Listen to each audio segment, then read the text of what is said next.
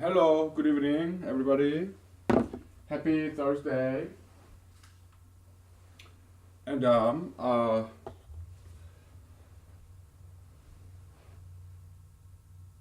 typically, I mean, not typically, hopefully not. Many times I start with some apology, right? Did I make any mistake last night again? I think we can omit that step today. I don't recall having made any mistakes. I don't recall. So, okay, let's get back. So, we've been talking about the law of anti-entropy, okay? Okay, so what is law of anti-entropy? It's the law that governs any biological organism, even concepts, ideologies, even God himself, okay? What does it do? It's like a pump, like a protein pump, okay? It's like two-way pump. It takes in all the good stuff inside this organism, this individual or organization, ideology, whatever it may be, okay? Takes in all the good stuff and kick out all the bad stuff. Okay, so two-way pump. Proton come in, electron you go out, so that I'm full of good stuff. That's the law of anti-entropy because it's anti-entropy. It's highly organized system. All right, there's this consumption of energy to run this engine, pump. Okay, any biological organism or any ideology, organization, it always do this to keep things good, to keep the bad stuff out, good stuff come in. If there's some bad stuff inside of me, yeah, I want to get rid of it, so that I'm full of good stuff and none of bad stuff. Okay, so that's the law of anti-entropy. Okay, so and in conjunction with this law of anti-entropy, we've been exploring some economics concept. Okay,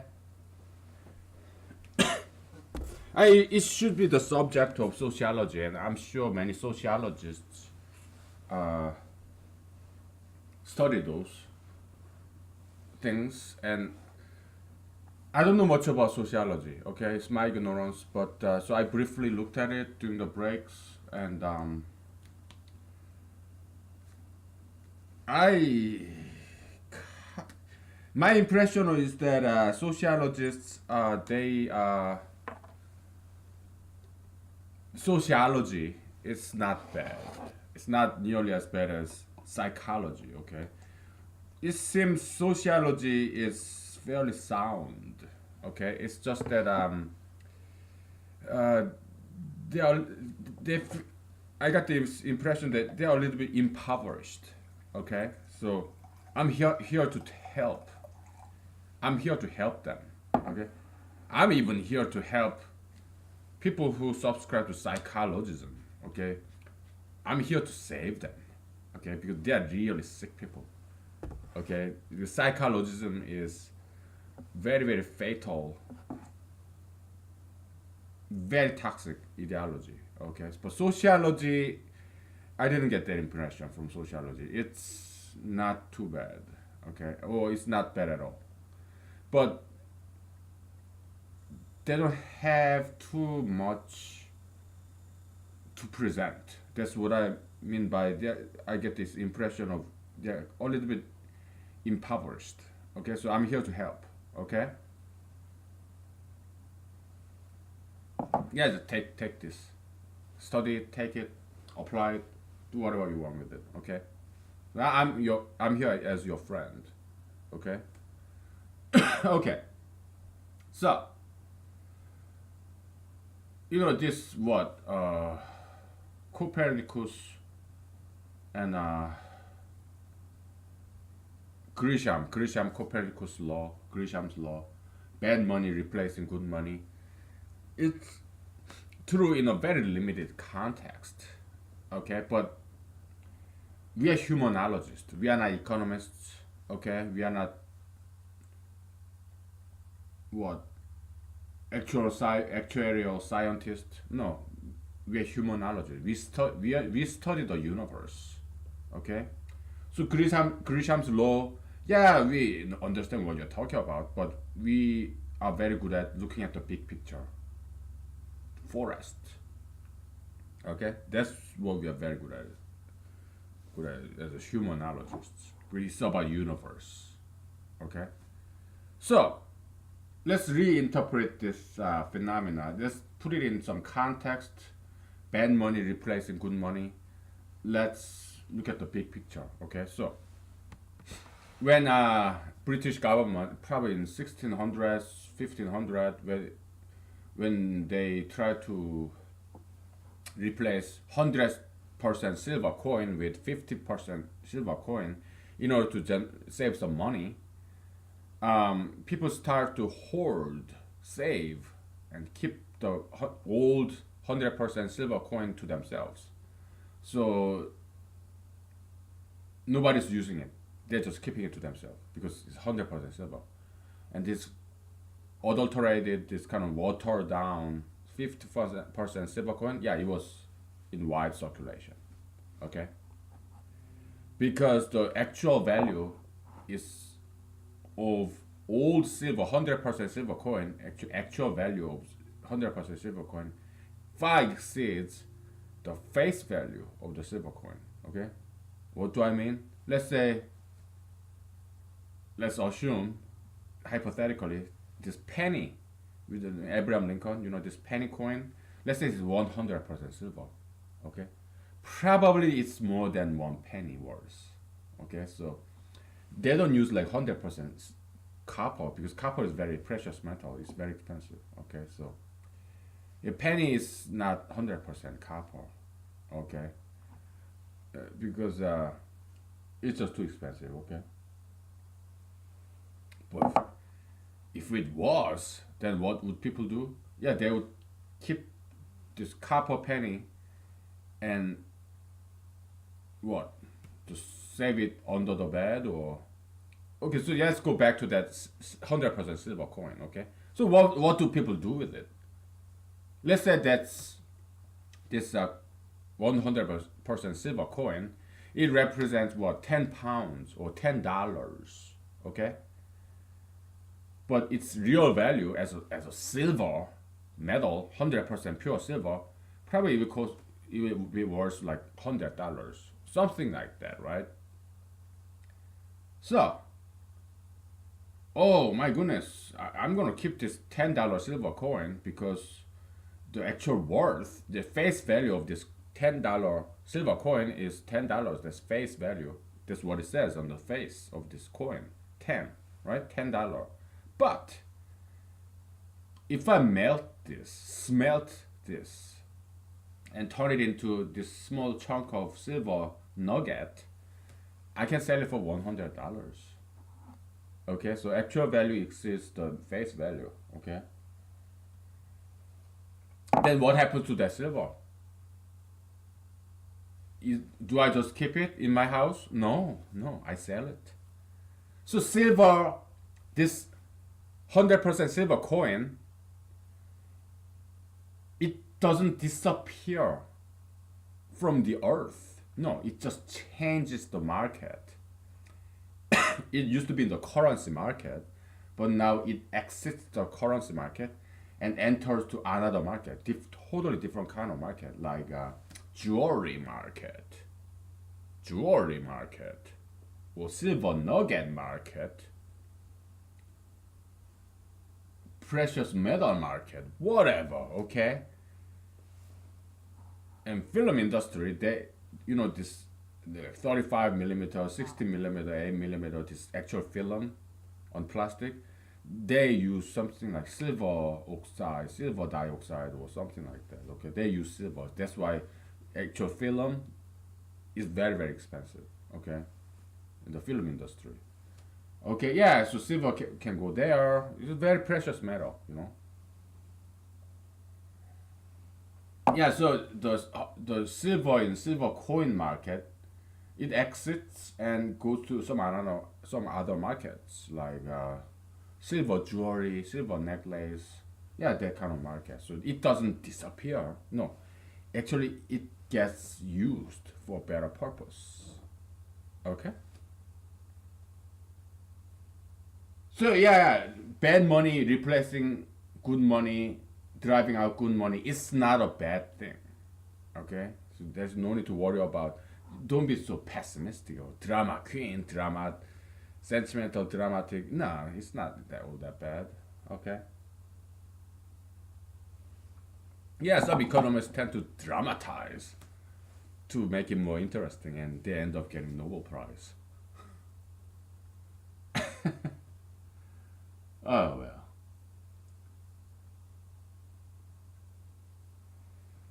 So that's that. Okay, that's that. And last night I was looking at this Galois theory. All right, and it was very interesting. I mean, of course, it'll take me more than just a couple of hours to understand Galois theory because Galois, when he came up with this Galois theory, it took long time for top mathematicians of his days to understand. It took like at least like decades, very long time for other professional mathematicians to catch up with Galois, his reasoning. So it's not an easy concept to learn. Okay, I'm not a professional mathematician. I'm not. I'm a mathematical amateurist. I'm totally amateur. So it probably will take me quite a long time to learn Galois theory, and but thankfully other mathematicians they kind of solved the puzzle. I mean Galois is French man, so probably he has bad handwriting, whatever. I don't know, but they read what he wrote and they figured it out, figure out what he meant, and they came up with some tool to understand his theory, and that's theory of field theory, ring theory, this abstract algebra. Okay, they kind of organized and put some name on different concepts that Galois came up with, like oh, it's a permutation group, whatever. Okay, well, this is a field, ring, whatever. This yeah, they kind of organized Galois disorganized handwritten scribbles, gibberish. Okay, so yeah, they put it in a nice orderly fashion. There's field theory, group theory, ring theory, whatever, abstract algebra. Okay, so yeah, it's good contribution. Okay, now Galois theory is more understandable and perhaps easier to learn thanks to all these other mathematicians who read Galois handwritten script and name different concepts. This is group, field, blah blah, ring, blah blah blah. So yeah, it's called abstract algebra. Okay, so I don't know too much about it. Okay, because it'll take quite a while for me to learn those things, and I I will study. Okay, little by little. Okay, so yeah.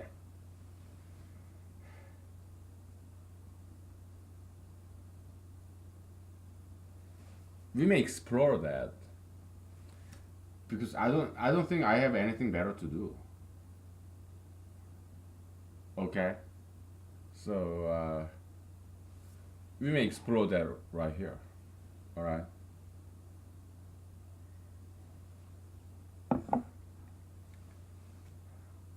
Just to kill time. Oh boy, just to kill time. Who knows? Maybe we can discover a nice pedagogical way to. Maybe we can make a pedagogical, educational instructive contribution in the education of mathematics. Okay, that's still great contribution, to help out learners and students. So yeah, we'll do some algebra. Okay, just for fun. Okay, and also it's educational too. Okay. All right. So let's take a break. Okay. Okay.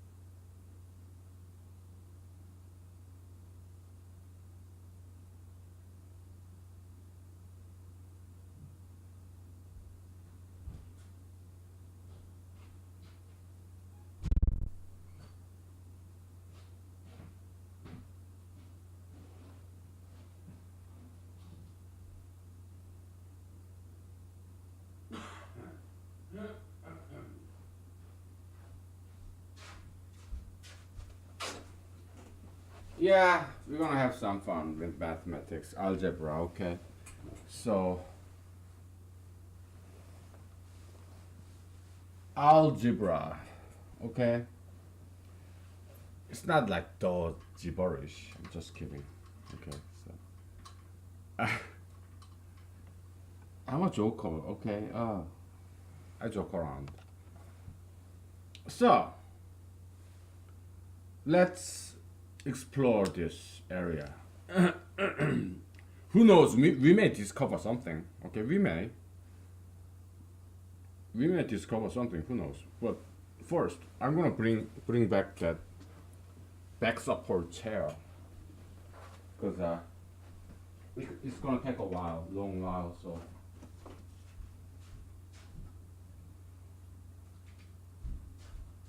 I gotta get comfortable. All right.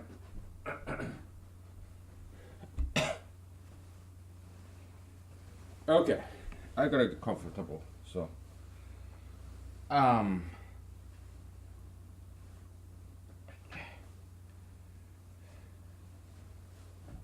Okay. Whew.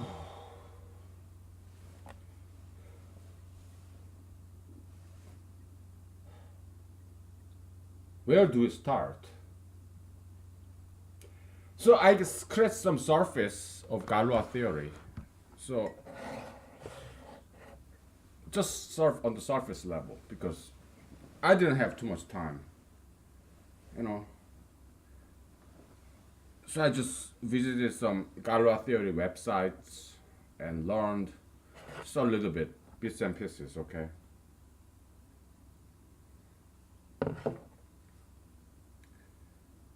They say it's a very beautiful theory, Galois theory. I'm sure it is. It's like symmetry. Yeah, I'm sure it has very beautiful mathematical abstract structure to it. Permutation, you know. Sure. Yeah, I'd like to learn about it. No doubt.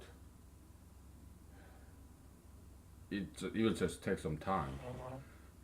So I started studying it a little bit, okay, in my cell phone by visiting all these different websites about Galois theory, okay. But at his time, yeah, Galois he died very young, in his early 20s. He was like 21 or something like that, okay. So yeah, he was a mathematical prodigy, genius, and it's too bad he died so early. But he was very unknown in his time. He tried to publish, but it didn't get published. Okay, Galois theory. Some nice, generous mathematician read his paper, unpublished paper, like French mathematician Liouville. Okay, he's very well established. Yeah, there are a lot of theorems named after him. Okay, Liouville. Liouville, whatever.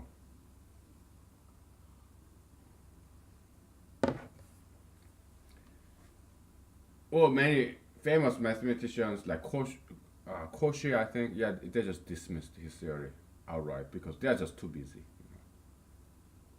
Okay, and Fourier, you know, what, Jean Baptiste Fourier or something. Yeah, he gave some encouragement to Galois.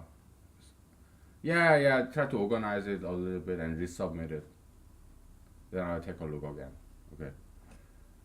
But Galois was angry because his theory was not appreciated. Okay. So he also was a political activist. No, it kind of like reminds myself. I'm interested in mathematics, though I'm not as mathematically smart as Galois. No, nowhere near that. But I'm also interested in politics. I'm also a political activist too. Hopefully, I don't die too young.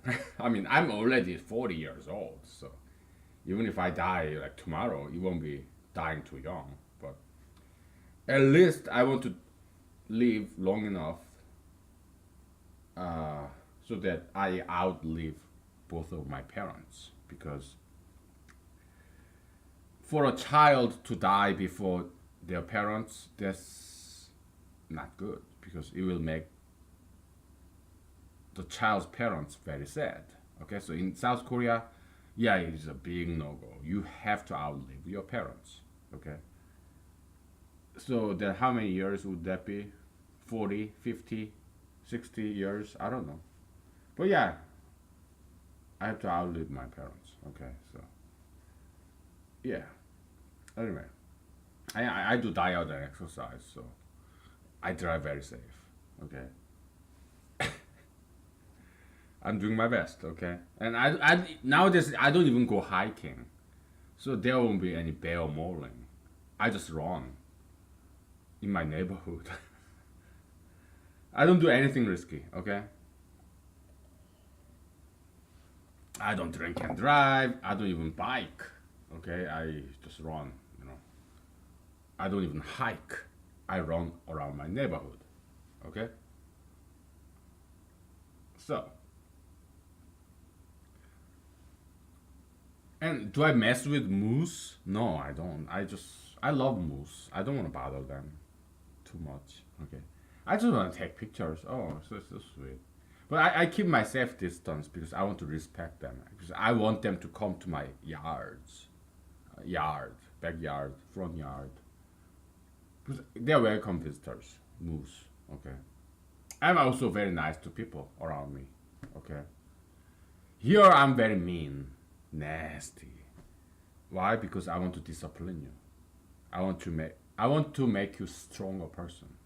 It's all from my heart, good intention. Okay. I need you to be stronger, healthier, and prettier, beautiful, more handsome, more beautiful. Okay. Be healthier, nicer, more disciplined, stronger. Okay. Anyway, yes, let's get back to it. I'll shut the fuck up, okay, and then do mathematics. Where do we start? Well, polynomials, okay?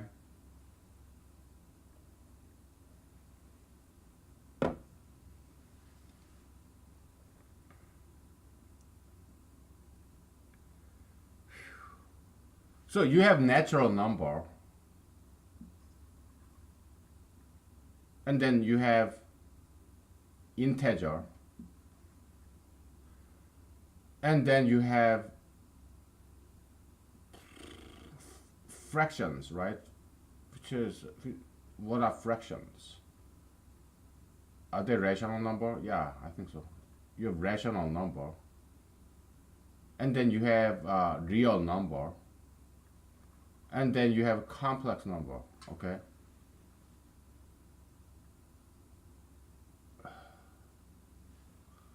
This is rational number. Okay.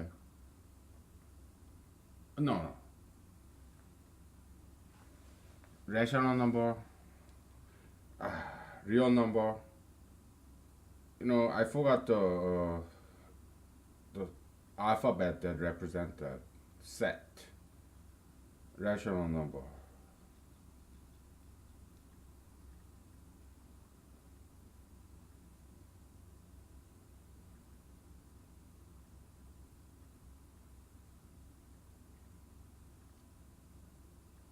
Okay, okay, okay.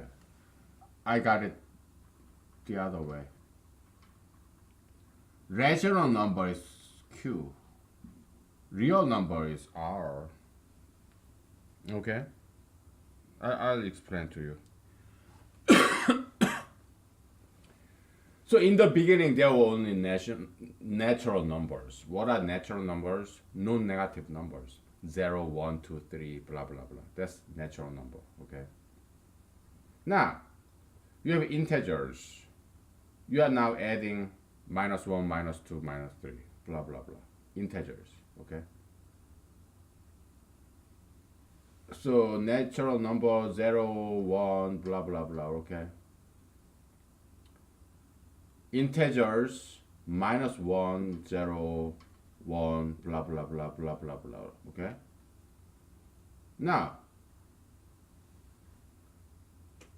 rational number is like quotient. Probably that's why where this comes from. Quotient. Okay?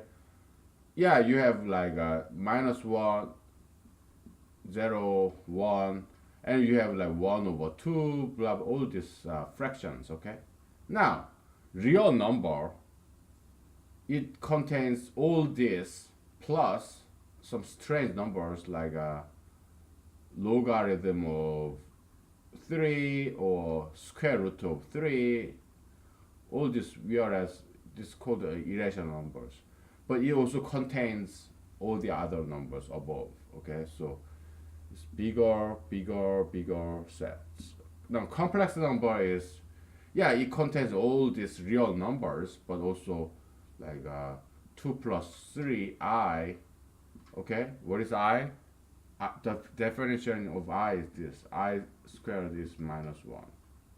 Okay, that's the definition of imaginary number I. Okay, so they're expanding expanding the number system. Okay, number system gets bigger and bigger and bigger. Okay, that's the evolution of set of numbers. It gets bigger and bigger, more inclusive, more diverse. Okay, so evolution of number system in mathematics. Okay, now can you read all this? I'm just giving you an example. Okay, if you know mathematics, yeah, this is just nice review, different point of view. Okay, but if you don't know mathematics, yeah, just catch up. Okay, all right. Now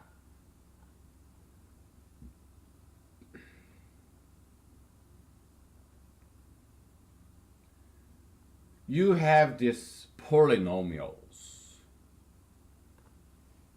What's polynomial? Well, the first degree polynomial is this. Okay, first degree, or the, well, let's talk about 0 degree polynomial. Okay, it's the right shoulder of this variable x. Okay, x0 is equal to, say, 3. What is x0?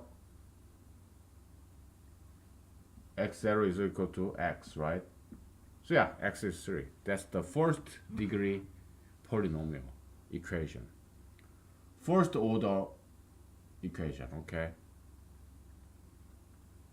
Now, second, oh, I'm sorry, that's, what am I talking about? No, this is, I'm sorry, this is 1. Sorry. So 0th degree polynomial is just constant. Okay, x to the 0th is 1. Okay, so yeah, that's 0th degree polynomial. Okay, nobody probably never talked about 0 degree equation or 0 degree polynomial. Okay, but we are very thorough. All right, so we're very thorough. So now, first degree polynomial. Okay, x to the first is equal to 3. Now we are expanding, because the solution actually in the 0th degree polynomial, 0th degree equation, x can be anything.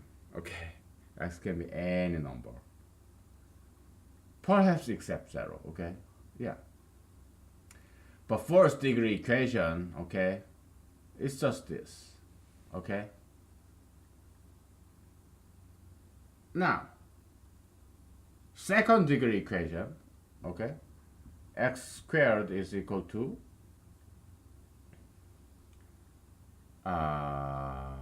let's do one step at a time, okay? Okay. Let's step back. Let's have some more fun with first degree equation, okay? Now, that's x to the first is just x, right? Okay. We are using just numbers here, okay? Let's say 2x is equal to 3, okay? 2 is a natural number, 3 is a natural number, right? But x is not a natural number. like countable number, not 1, 2, 3, 4, 5. Okay. Okay. Well, let's step back one more step.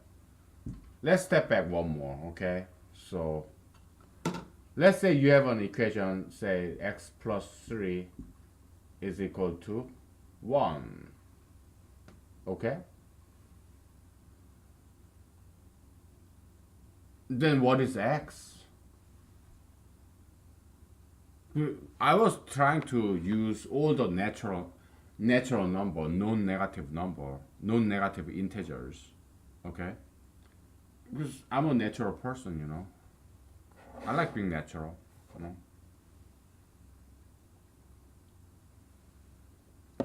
But unfortunately, this x cannot be expressed with natural number to solve this equation.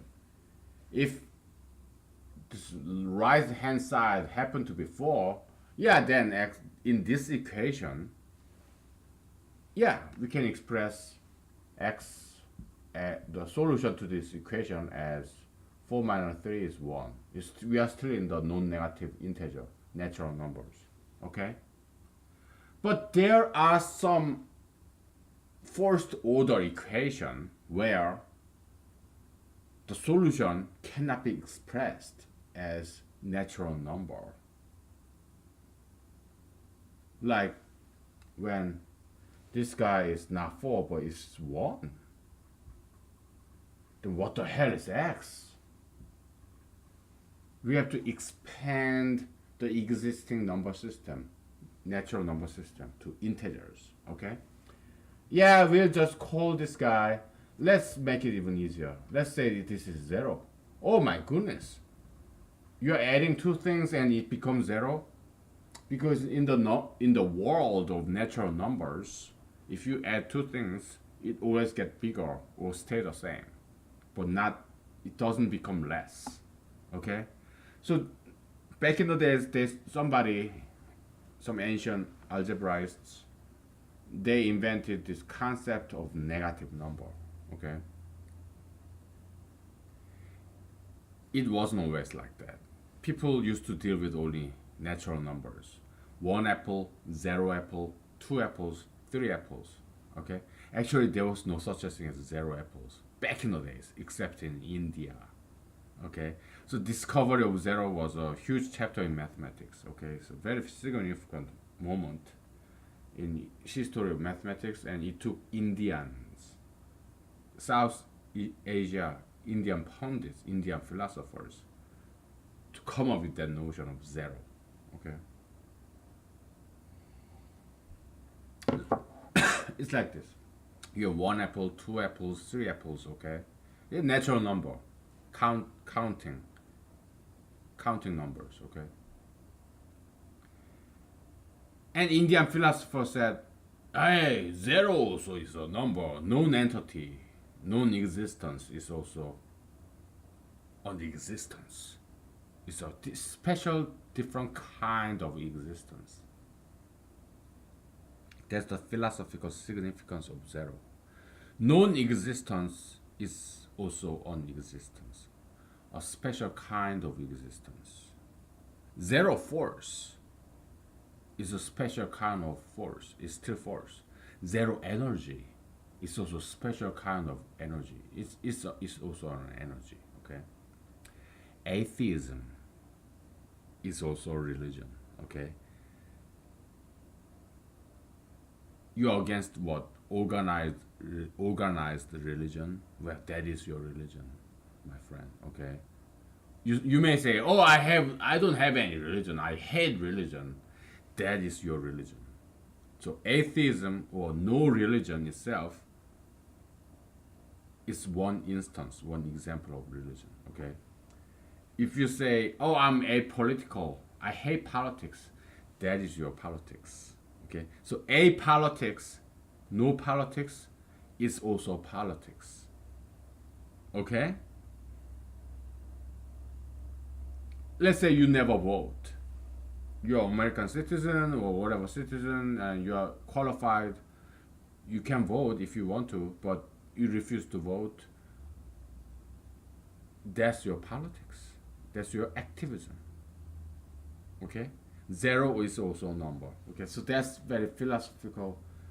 Zero is a very philosophical concept. Probably zero is the most philosophical number there is. Okay? All right. Now, you add two things in the world of natural numbers, it's supposed to get bigger, but now it gets less. Oh my goodness. I don't know what to do. So we have to use our imagination to expand the horizon of our imagination. So they came up with negative number concept. They had to expand the number system, and we call it integers. Okay, now we have negative number. Okay, but it didn't exist. Negative number concept. It was something brand new. I don't know, like a couple of thousands of years ago. Before this one mathematician came up with this idea of integer or negative numbers, it didn't exist. Okay.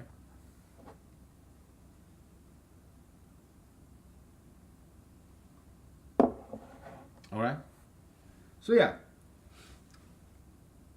to jump from natural number world to integer world, we just need first degree equation, first order equation. That's all we need. Okay.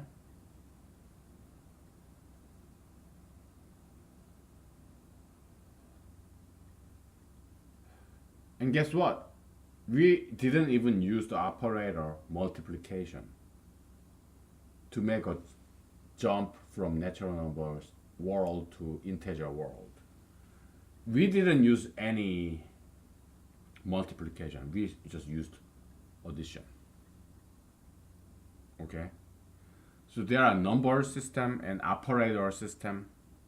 Okay? Yeah, it's kind of interrelated. Okay, so that's what this abstract algebra is kind of about. Okay, field theory, group theory, ring theory.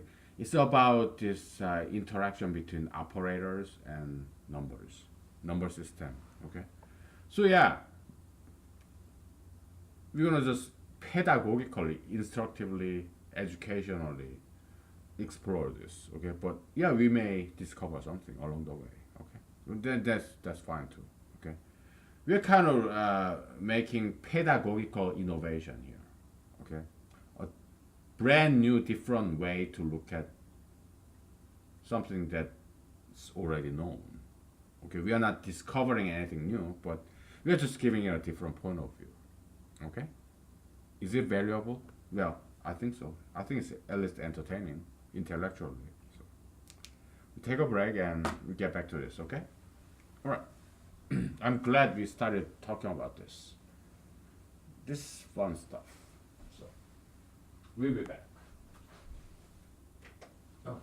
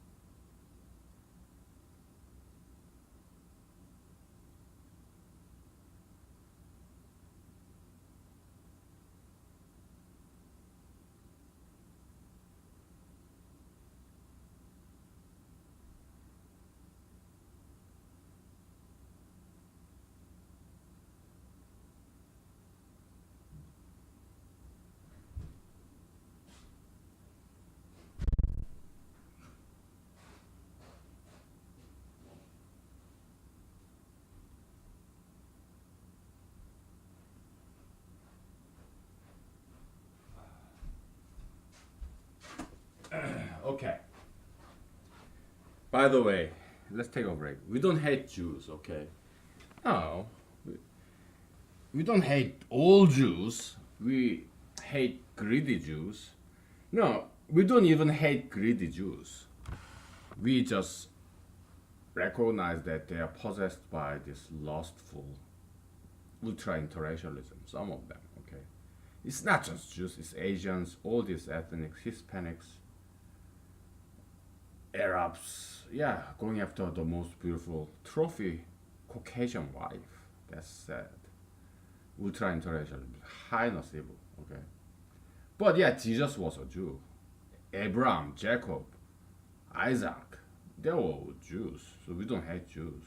Adam and Eve was a Jew, Jews, okay? So no, because we are talking about Judeo-Christian, we're gonna add one more.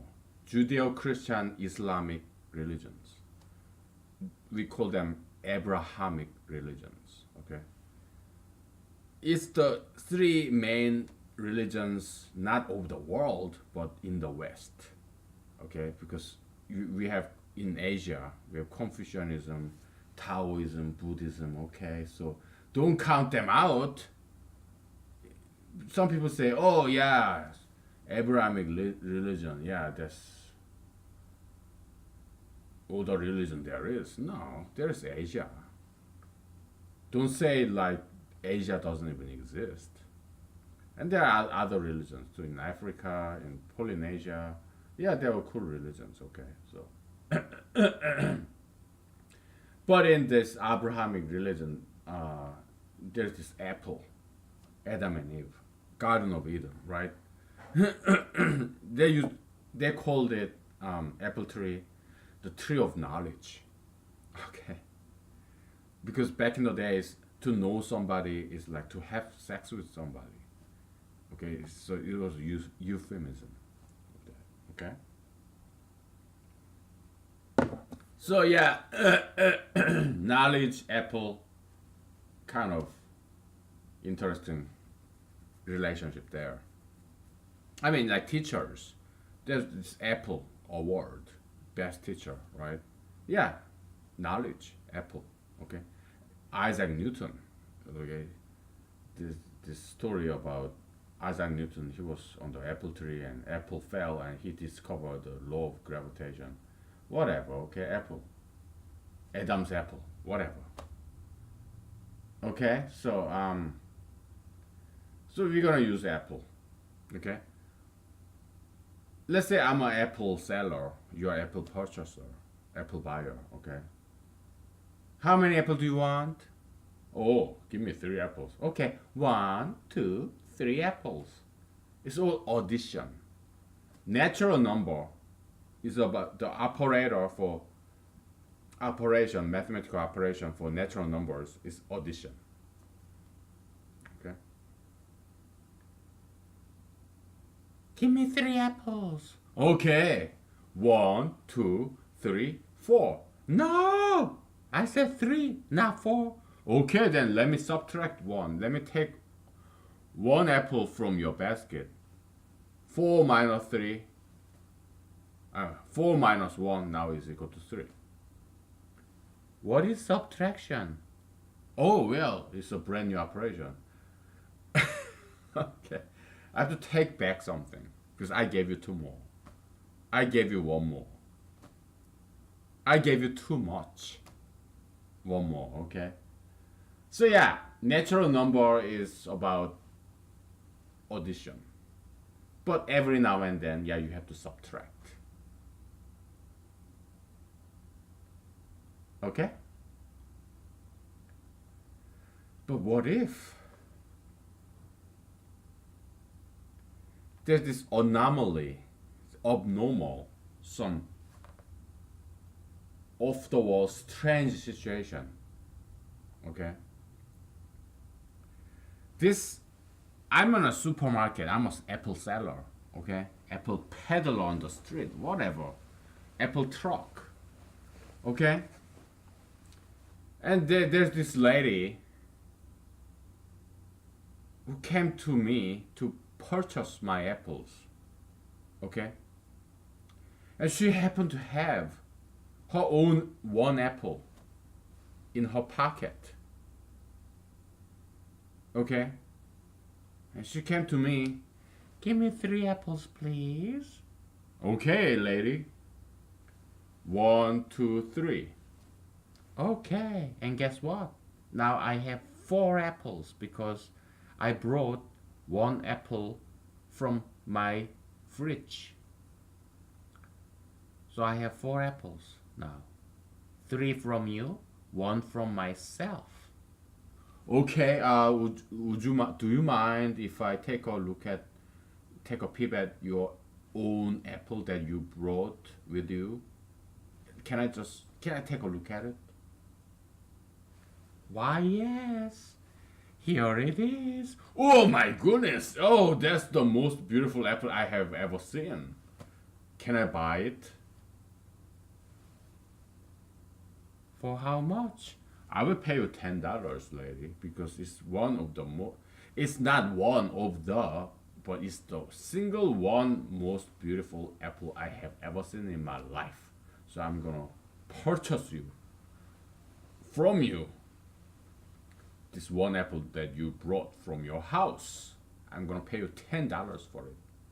Sounds good. And guess what? I don't think I need your ugly apples. So I'm gonna take it all back, plus 1 apple from my house. So take 4 apples to yourself. And in return, you're gonna give me $10 because I haven't paid you back. I haven't paid you for those 3 apples yet. Yeah, take all 4 back. Okay. So now we have a situation of negative number 1. Because she was about to get 3 apples, but now she's actually returning all the 3 apples that she was going to buy, plus 1 more apple that she brought from her house. So she now net total of negative 1 apple. Okay?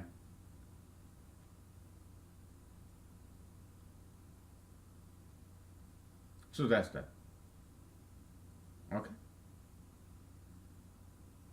So how do we express this situation in algebra? Such a simple concept, but it's not that trivial.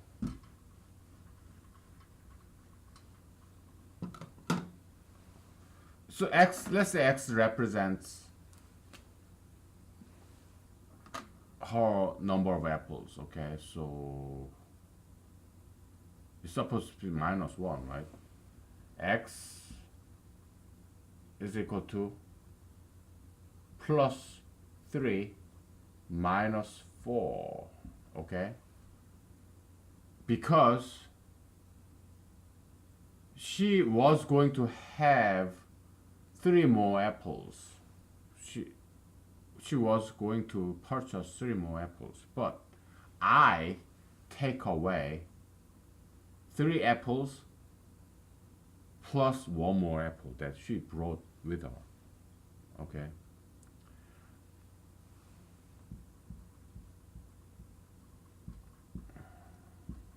Okay. So I gave her 3 apples. I'm taking back the 3 apples I gave her, and I'm taking 1 more apple from her.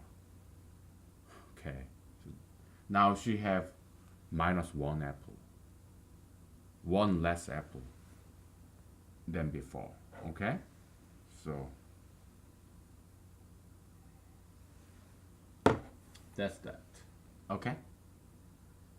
And in this equation, we did not use any subtraction. We did not use any multiplication. We used positive number, and subtraction, okay?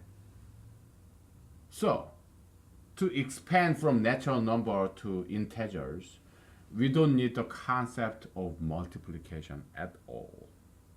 Okay? That's the point. But to jump from integers to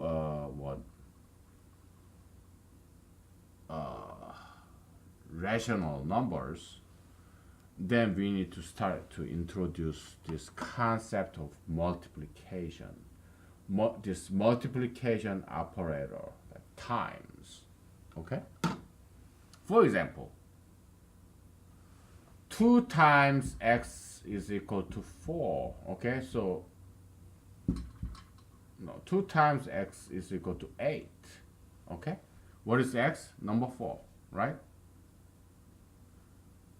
Yeah, x is equal to number 4, which is still natural numbers. Okay, if you put minus here, okay, now you are in an integer world, and no problem. Okay, minus 4. Okay, we don't have any need to expand the number system. Yeah, integers just works fine. Okay, but what if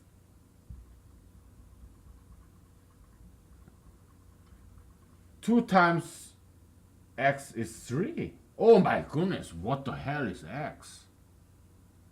It's not integer, it's not natural numbers. We have to expand the number system, okay? I mean, if you know arithmetic, algebra, mathematics, this is piece of cake, but it was not always piece of cake. Like thousands of years ago, they struggled with this. They had to invent brand new number system. It's easy for us thanks to them who invented this brand new number system, who expanded number system. Okay, for them it was something brand new, so they had to struggle with it, and they got it, and we later on learned it. That's why it's easy for us. Okay.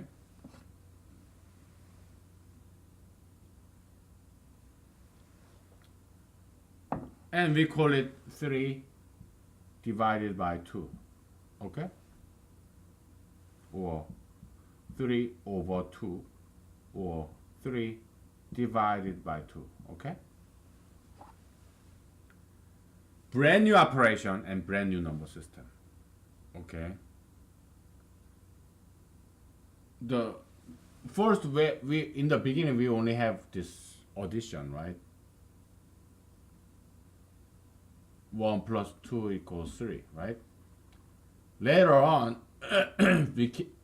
our ancestors, humanity's ancestor, came up with this operation, brand new operation, subtraction. Okay? Now, 1 is a natural number, positive number. 2 is a natural positive number. And now we have a negative number. It's a brand new number system. This brand new number system came from this introduction of brand new operator, subtraction. Okay, so an operator between two existing number system members give birth to brand new number system. It expands the number system. Okay, so that's the relationship between operator and number system. Okay, brand new operator introduces brand new numbers. Okay, using the existing number system. So you have an existing number system married with brand new operators, and then they give birth to the husband and wife. Well, operator is more aggressive and active. Numbers kind of passive and static. Operators more aggressive, active, dynamic. So wife and husband, okay, they marry, they have sex, sexual intercourse, whatever, and then it comes with brand new number system. Okay.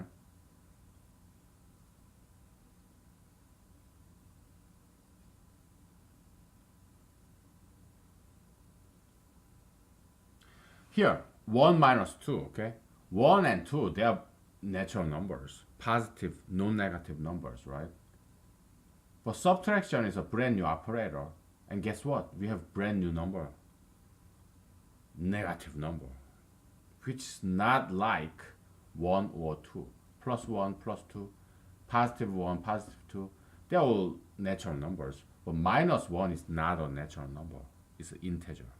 Okay? So, this number system, existing number system like 1, 2, blah, blah, blah, this is a natural number system. And now you have brand new operator, subtraction, okay? And it gives off brand new number system of -1, -2 integers, okay? So that's the relationship, okay? Oh boy, this is heavy. I mean, we are doing elementary stuff, but conceptually, it's not that simple. Oh, okay. Whew.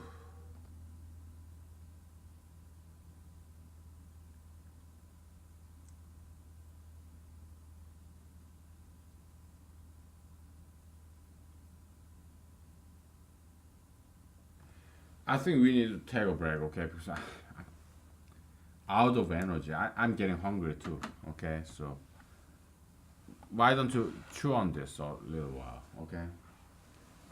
All right. Let me start cooking my dinner and take a break and whatever. Okay? Take 5. At least let me get some oxygen. I need some oxygen.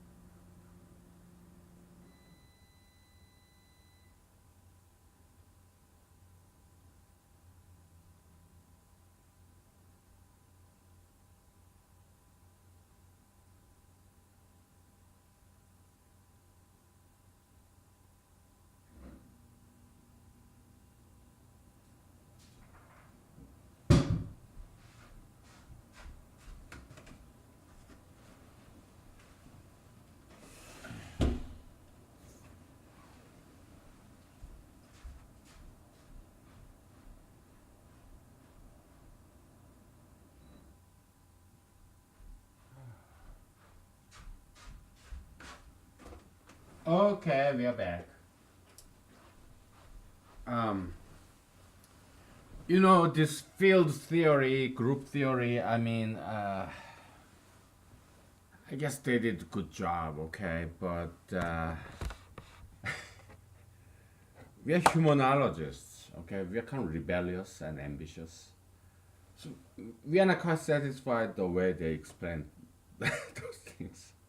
We are not quite satisfied with that. Okay, so that's why we are doing this. We want to go back to the basics. Okay, so we're not quite satisfied with the way they formulated this field theory, group theory, ring theory.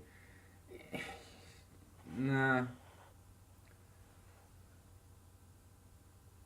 there's this female mathematician in this abstract algebra. Her name is Noether. Okay, kind of weird ass name. What, Amy Noether or something? I didn't like the way she looked. She kind of looks arrogant, or maybe a little bit dykey.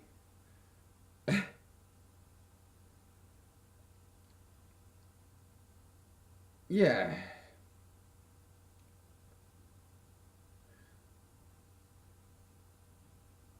I just didn't like the way she looked. Okay, she's doesn't look very feminine. Okay, there are not that many female mathematicians, by the way. Okay, so Emmy Noether. Okay, so yeah, whatever. I guess she's smart,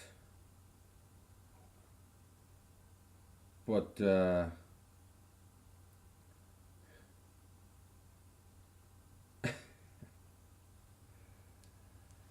I guess she contributed a lot to mathematics and physics and whatnot. But I just didn't like the way her attitude. I mean, she kind of looked bitchy and arrogant and kind of give me impression of this dykey personality, dykey lesbianish personality. That's the impression I got from her picture. Okay, so what's her personal life? Okay, so she was not lesbian. Okay, so she got what, wife? I'm sorry, husband.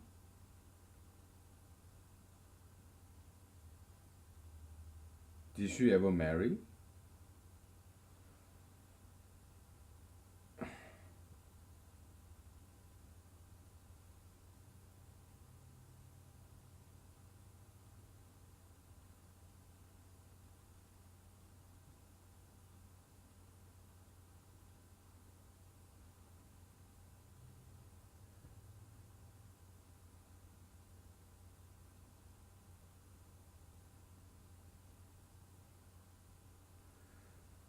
I don't know. I don't. Did she have a husband and children? I have no idea. This Wikipedia article isn't quite saying anything.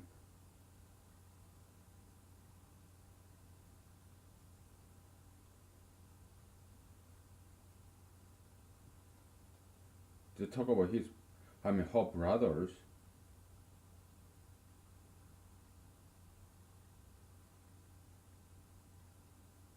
Yeah, she was Jewish, so I guess she came to America or something.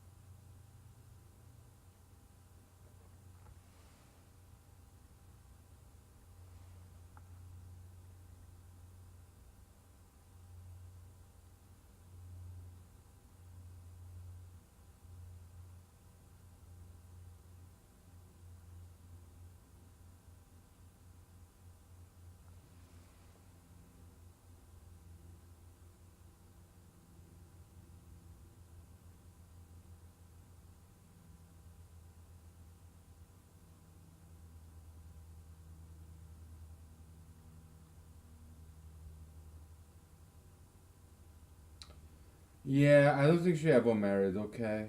Well.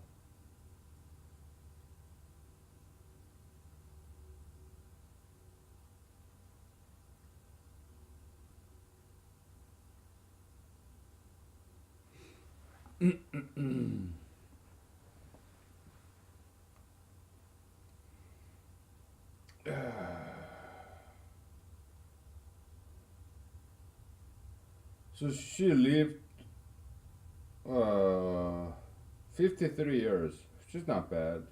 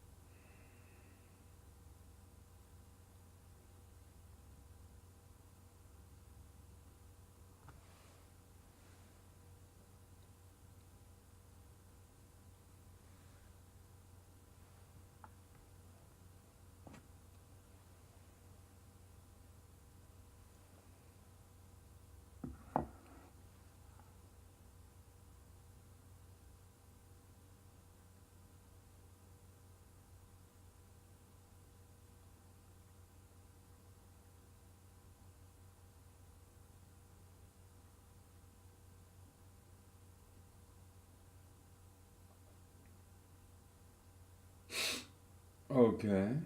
So she there's the theorem named after her, Noether theorem.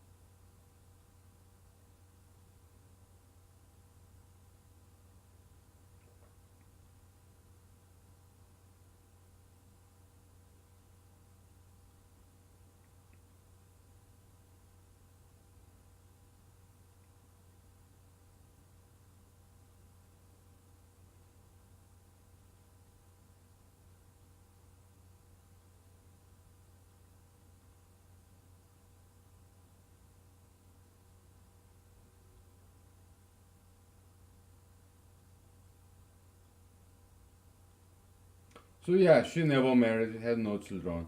So yeah, some other websites are better than Wikipedia. Okay, so Wikipedia didn't mention her marital status.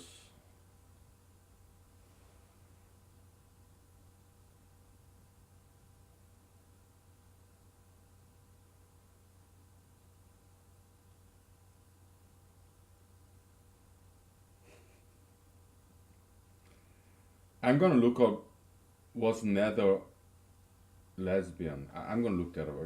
I cannot resist resist this temptation. Was Nether a lesbian? Was Amy Nether? Did she ever have some kind of lesbian girlfriend? Amy Nether, lesbian. Was she a lesbian? I guess I'm trying to detract her.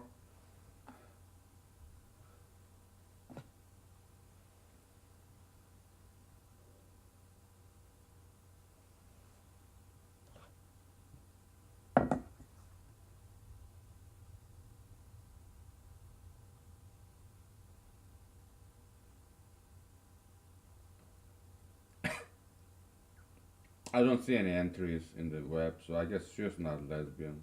I guess she was just single. Okay.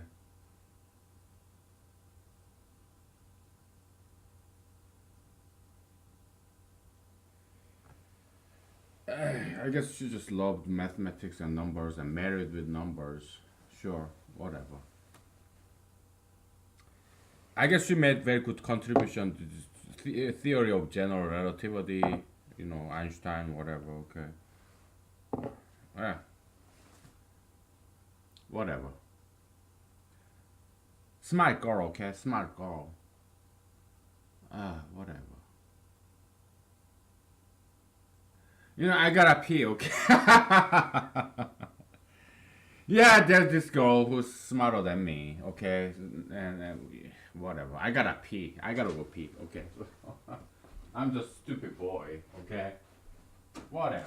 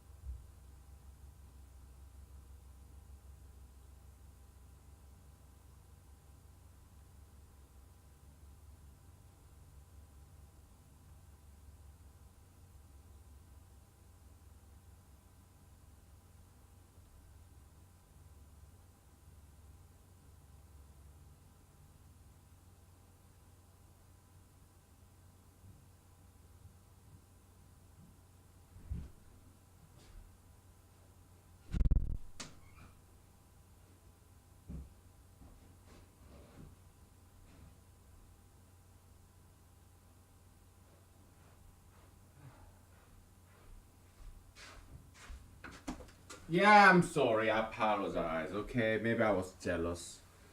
Oh, I'm a man. Oh, then look at this girl who's better than me in mathematics. A Jewish girl being better than an Asian man in mathematics. My male pride was offended. I'm gonna pick on her. Wah! Oh boy. Whatever, man. Okay, whatever. Ah, boy. I'm a class clown, okay? Have you ever had class clown in your mathematics class? You got one. You got one. Okay, I'm here. I'm that mathematics class clown. Okay. She's dealing with math, what abstract algebra, and all I'm doing is what one one plus two equals three. Whatever. But we are humble. Okay, so well, she went to what Göttingen University, whatever. She was professor there. Yeah, whatever. We don't care about that. Elitist. Okay. We go back to the basics. We are humble spirits. We go back to the basics, okay? Because what we are trying to find here is a pattern of a brand new operation, like inverse operation, right? Plus and minus, multiply and divide. Yeah, it's brand new operations, inverse operations, pair of operations, or triple of operation, as we're gonna see later, okay? Triplet or pair of operations, introducing brand new number system. We talked about this before, this generalized addition concept, okay? We talked about this before, okay?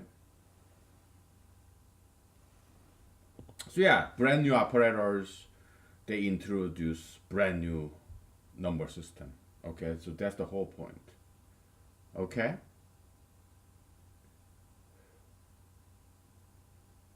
All right.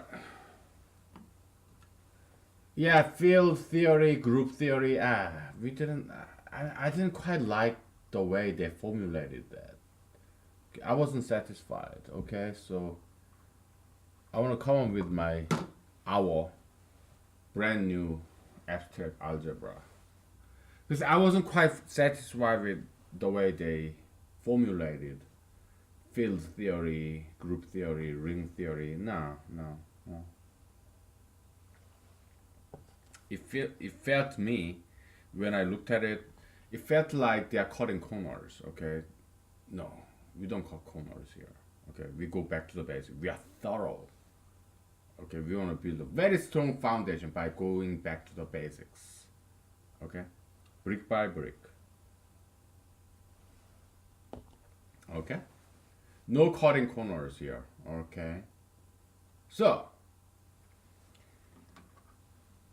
there's this concept of closedness. This operator is closed on this set. Okay, so we have a set of natural numbers that goes like this: 0, 1, 2, blah blah blah. Okay, which can be expressed as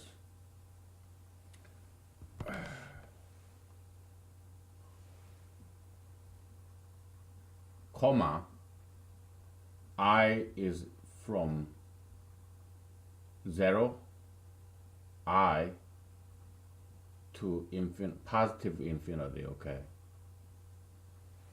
Yeah, 0, 1, 2, 3, blah, blah, blah, okay?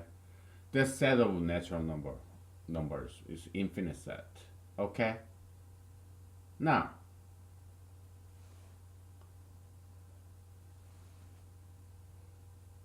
and plus operation, we call it n, okay? Natural number, set of natural numbers, okay? Non-negative integers, okay? And this positive operator plus addition is closed in this set. Why? Because if you pick any two members, n1 plus n2, okay, it belongs to this set n. 0 plus 1, 1 plus 2, yeah, 1 or 3, yeah, they are all non-negative numbers, okay? But the reverse operation. Okay, now we're going to talk about identity, okay? What is identity? N plus x is equal to n. Okay? What is x? 0, right? So that's the identity number in terms of this operator addition. Okay? Now, so x is equal to 0. That's identity. N plus 0 is n.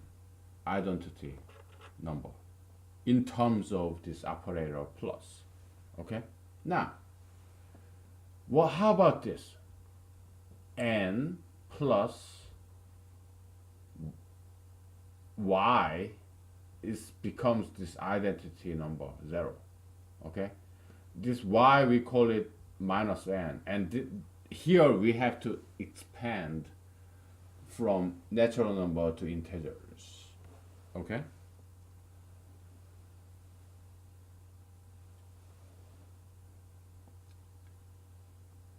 So we have identity, and this one we call inverse of number n in terms of this operator plus addition. Okay?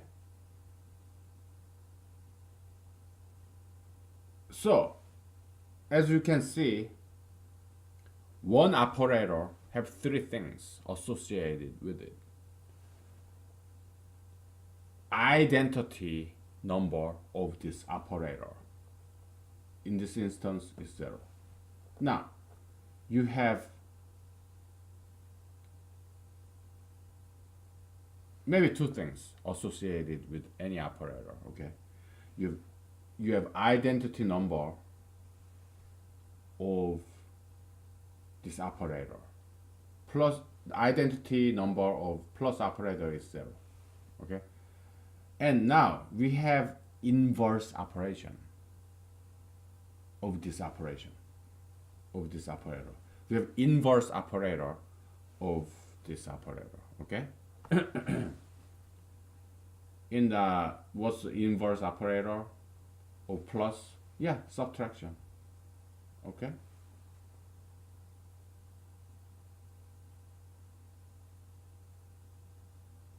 So that's that. Okay. What's the inverse operator of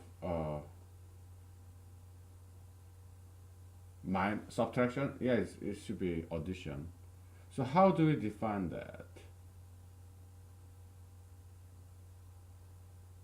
I think we just did. Okay.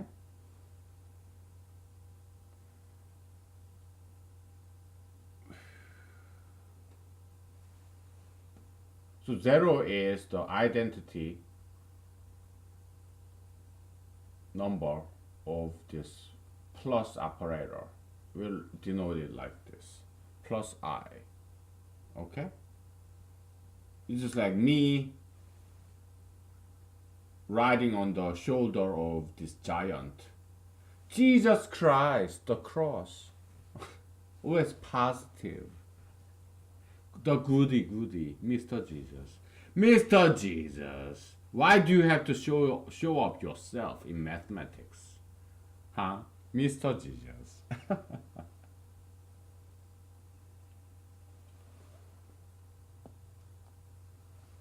Okay? Yeah, so the way this abstract algebra like Amy Noether or some other people, yeah, we are not quite satisfied with the way they formulated group theory, field theory, ring theory. Nah, you guys are too complex. Okay, yeah, you're cutting corners. Okay, you're too elitist. Okay, so I mean, we have nothing against the Jews and Europeans and Caucasians. No, we don't have anything against you being in Princeton, Harvard, Yale. No, we are not against that. But we just didn't like the way they formulated field theory, group theory, ring theory. It's too complex. We want to go back to the basics. Okay. So we're going to come up with a brand new abstract algebra. Okay. Because we are ambitious and we are rebellious. And also at the same time, we are kind of lazy. We rather have fun. We rather do something easy. We are lazy, yes. parentheses. Okay, so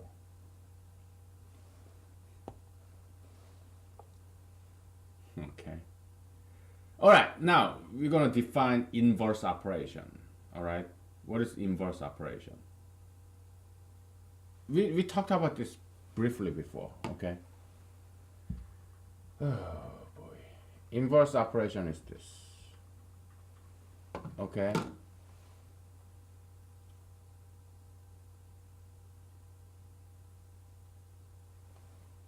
Y is equal to minus n, which we expressed as plus to the minus 1 of n, okay, previously. Okay, it's the inverse operation of this plus. Okay.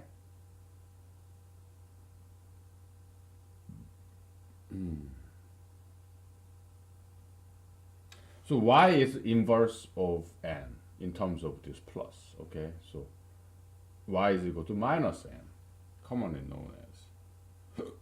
Okay? So that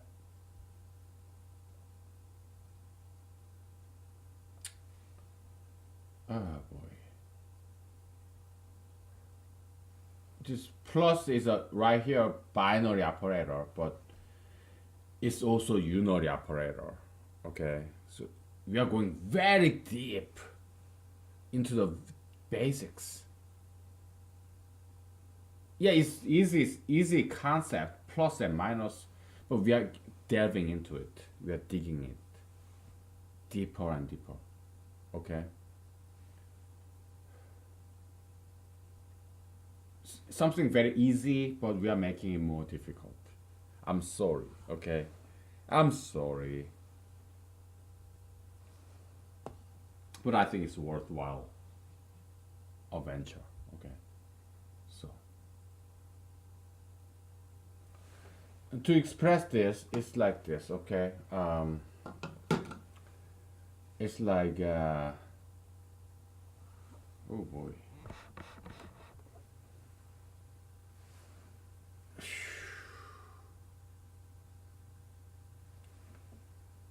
You have plus to the first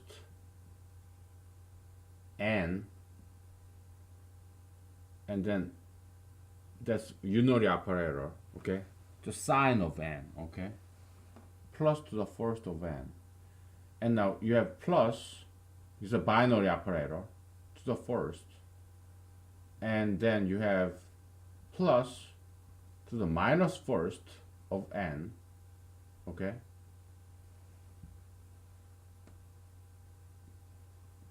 Okay? And then that becomes, okay, so unary operator, now it's binary operator, okay? If you add them together, it becomes 0.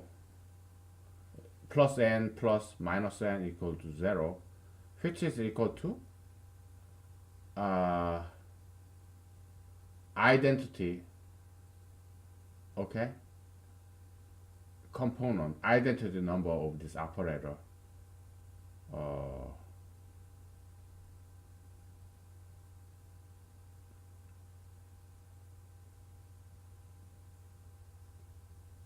I here, okay, identity component of this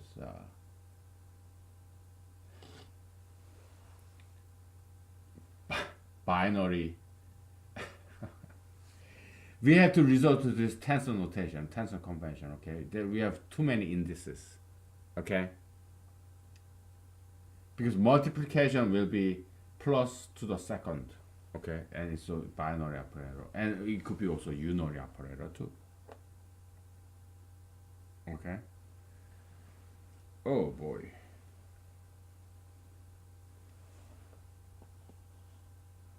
We are kind of discovering something new, or coming up with some brand new way to think about things. Okay?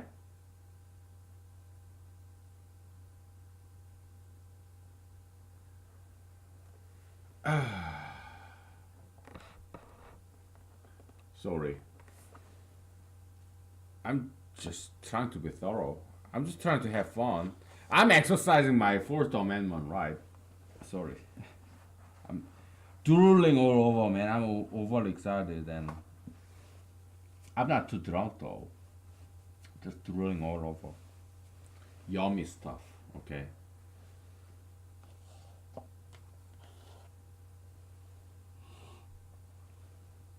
Alright.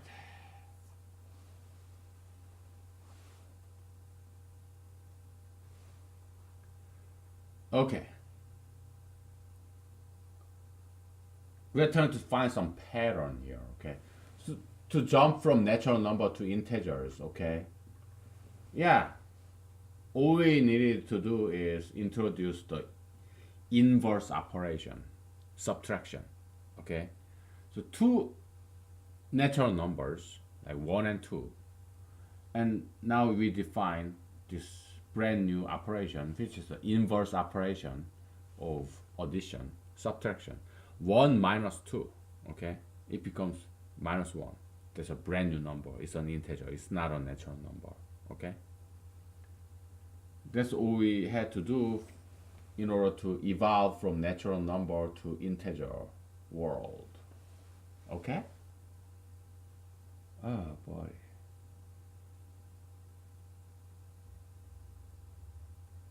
I just don't like this fact where when we have imaginary number later on, okay, we're gonna have. And you have also identity, okay? They both start from with I. That's kind of icky stuff, okay? So we're not gonna use I here because we will need I as an imaginary later, okay? So we'll use E as equality, okay? Sorry, but we have to spare our handful of alphabets that we have, okay? It's equality, okay?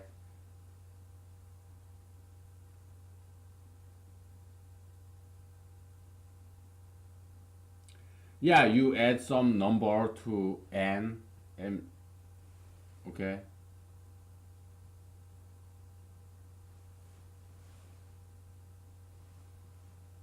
yeah, you add some number x to n, it becomes n. Yeah, it becomes equal, okay? We cannot use n as a null. We have number n, okay? Number null, come on. Ah. Yeah, we just use e as equality, okay? So we're gonna take a break. I will keep cooking my dinner. So I'm really getting hungry. Okay, so take 5.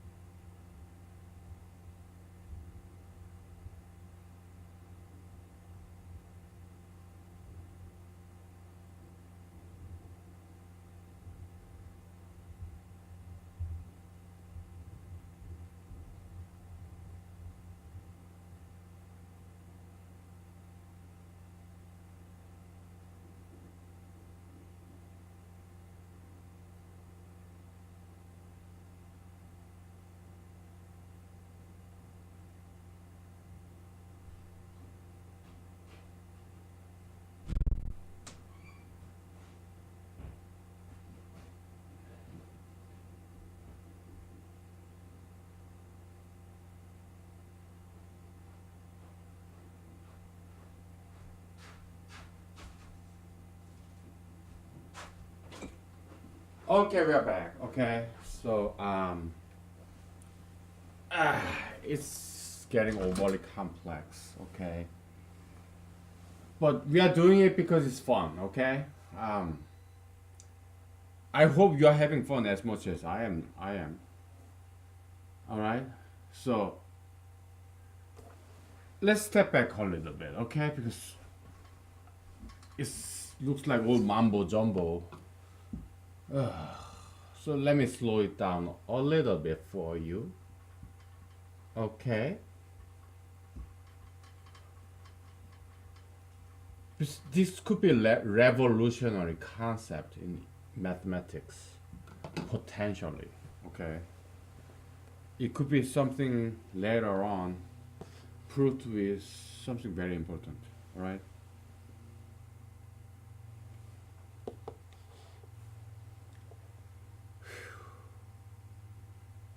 So we have this, the most basic operator, addition. Okay. And let's step back even more. Okay. What about plus? Okay, plus to the zeros and plus to the first, which is plus, plus to the second, which is multiplication. Okay, and plus to the third is the power operation. Okay, yeah. Yeah, 2 to the third equals to 8. 4 to the second is equal to 4 times 4 is equal to 16. Okay, that's the this power operation. Okay, the right shoulder. All right. Yeah, it goes on and on. Okay. Then what is this? It's identity. Okay, it's a kind of null operator like a is equal to a, 1 is equal to 1, 2 is equal to 2. It's that concept. Okay. Here, plus to the zeros is identity, is equality. Okay.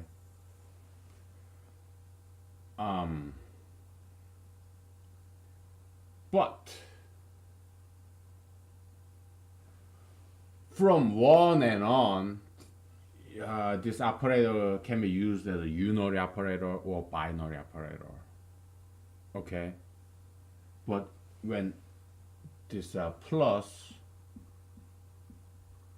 say plus to the m's in terms of dimensionality, okay, when m is equal to 0, it's not binary operator, it's only unary operator.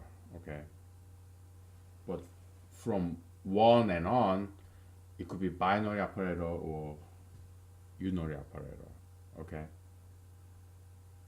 Yeah, I know I'm going on doing a lot of stuff, but if you know mathematics, if you know computer science, then you know what I mean. Okay, binary operator versus unary operator. Okay, unary operator is like a sign of this number. Okay. Okay.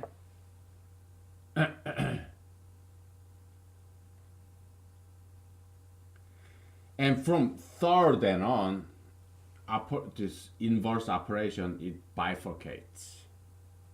Okay, so you have two different inverse operation. Like here you have square root, like radical, or you have logarithm. Okay, and it goes like that from 3 and on. Okay, it's a generalized operation theory, generalized addition theory. Okay, because we are not satisfied with this field ring group theory. We are not quite satisfied with that. Okay, so we are making brand new mathematics here. Okay.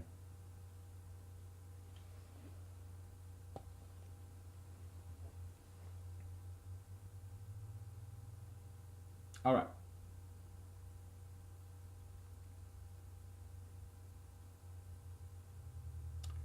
Okay.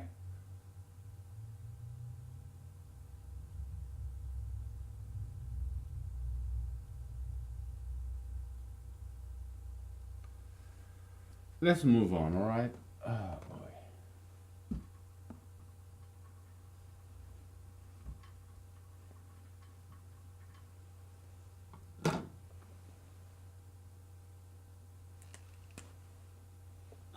Let's get back down to earth, all right? So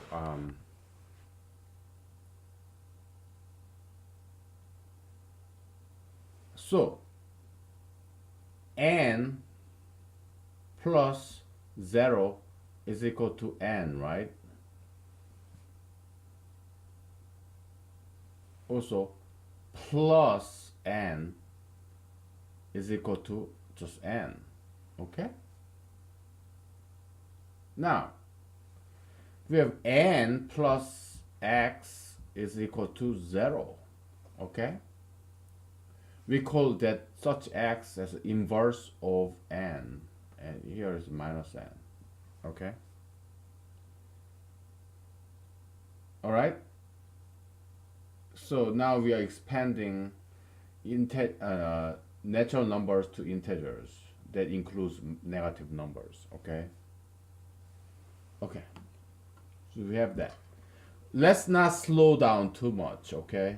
Let's move on, move ahead, okay? Now, from integer to these fractions, rational numbers, it goes like this, okay? You have n times x is equal to 1 because n times 1 is equal to n. So 1 is this identity component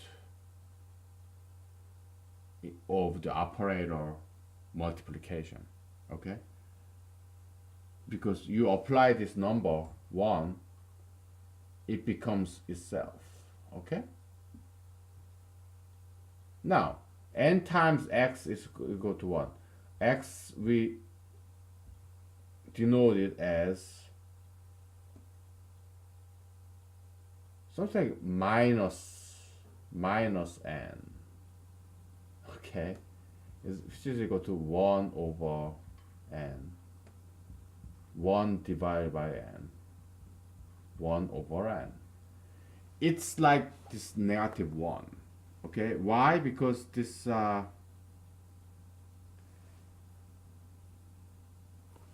you have like 2 divided by 3 is equal to 2 over 3 is equal to 2 multiplied by 1 over 3, which is like 2 multiplied by this minus 3. This divide 3. Okay?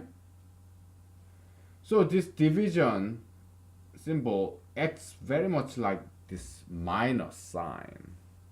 Okay? This division symbol is the second degree minus sign. That's what I'm trying to tell you. Okay? So, division symbol is equal to minus 1 to the second degree. Okay? And we'll put it right here. Because if we put it right here, minus 1 to the second, it becomes minus 1 times minus 1 because what? Plus 1, right? So, yeah, we have to resort to this generalized index, generalized tensor notation, generalized this index notation, okay? Okay? Which is equal to minus to the second, okay, times 1, okay, which is equal to plus to the minus second multiplied by 1. Okay, I know it's a lot, okay, but this is very important concept. Okay. I mean, if you ask me, okay. We are making brand new breakthrough in mathematics, in our arrogant opinion. Okay.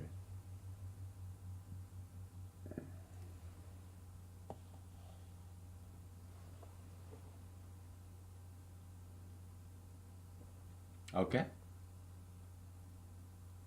We are trying something new. All right. All right.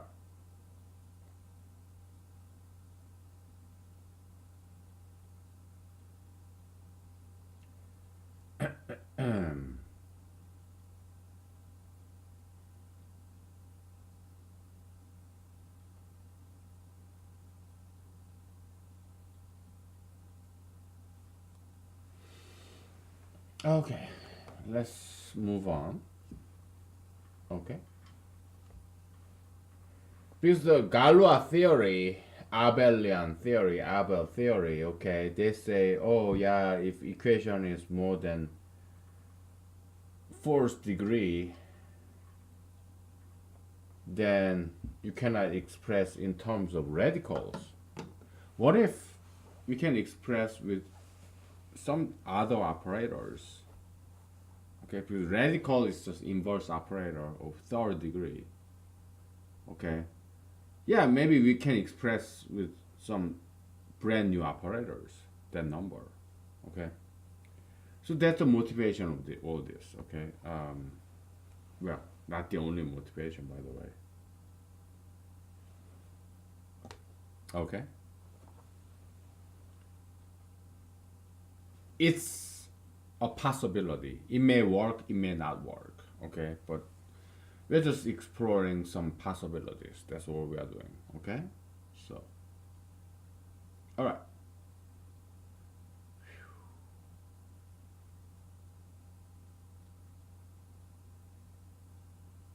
Now, let's move to the next step, okay? From real, what, rational number to real numbers, okay? So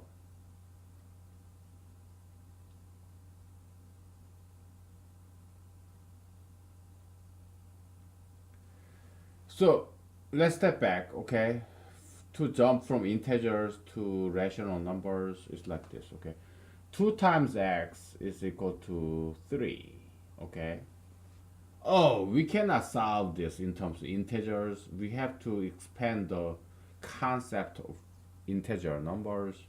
We have to read. We have to define a brand new breed, brand new species of numbers. Okay, we call them x is equal to 3 over 2. Okay, it's not an integer. Okay, it's like 1.5. Okay, it's strange brand new numbers back in the days. Okay, one apple and a half apple. One apple plus half an apple, or 1.5. Okay, we call it rational numbers, fractions. Okay, yeah, you have apple, right? You divide it by 2. 1 over 2, half an apple. Okay, yeah, it's very useful practical concept that we can visualize and we can touch. It's a tangible visual concept. It's very realistic. Okay, it's a useful concept. One apple and half apple together, 1.5 apples. Okay, yeah, it's useful, practical, realistic. Okay, yeah, it all came from this inverse operator of this multiplication. Okay, okay, so you introduce. Okay, now let's step back one further. Okay, this is something I learned from this elitist science high school in South Korea that I attended for 2 months. Okay, yeah, fantastic elitist school because I studied very hard. I went to this supposedly the second best high school in South Korea. Okay, yeah, I learned a lot there. Okay, for 2 months, that was enough. So I got out because they have this workload, this homeworks. Oh, it's too much, man. I'm out of here. Okay, so I want to be creative. Okay, but when I was there for 2 months, yeah, I learned a lot. Okay, so all right. So you have n, right? N plus n plus n plus blah blah blah plus n. You do it m times. Okay, we so this is equal to what? Sigma I is equal to from 1 to m I. Okay,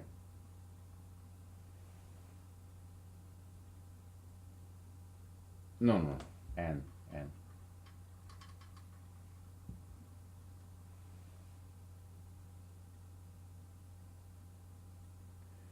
You are adding n m times sigma,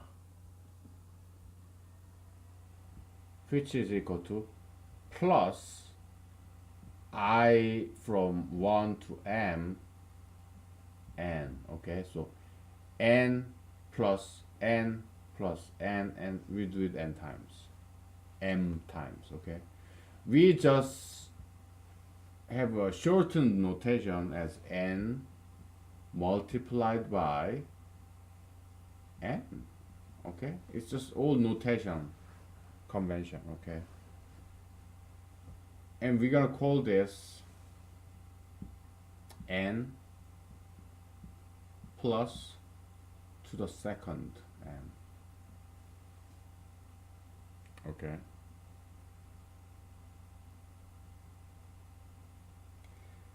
it's a well ordered system. Okay, we are just putting number 1 2 3 because later you will see mathematics is about generalization. Okay, plus symbol, multiplication symbol, this power symbol, we run out of symbols. Okay, so we have to start using this natural number, plus to the 1, plus to the second, plus to the third, and okay, yeah, we run out of symbols just like we run out of alphabet. That's why we use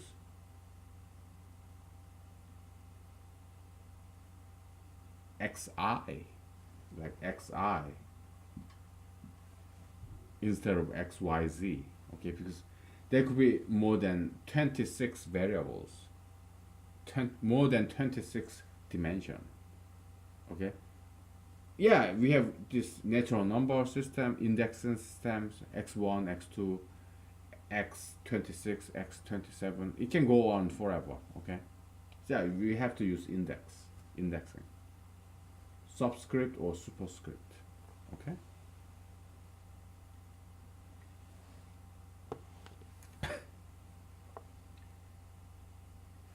why don't you chew on this for a while? Okay, so yeah, because we're gonna take a break. We have 1 hour. We're having a lot of fun. Okay, so we'll start using green instead of blue. Okay, yeah, let's take 5. Okay, all right.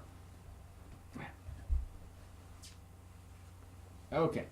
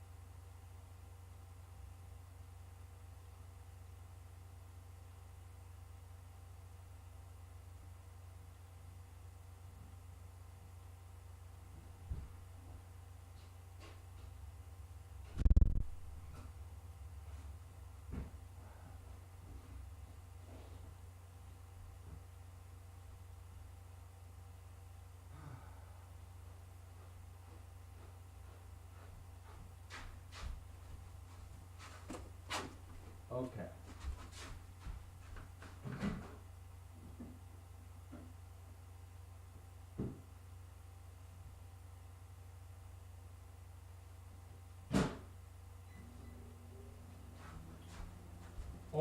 All right, ladies and gentlemen, we're back. Um, oh, where are we? Totally like Alice's Wonderland, man. It's rabbit hole getting deeper and deeper.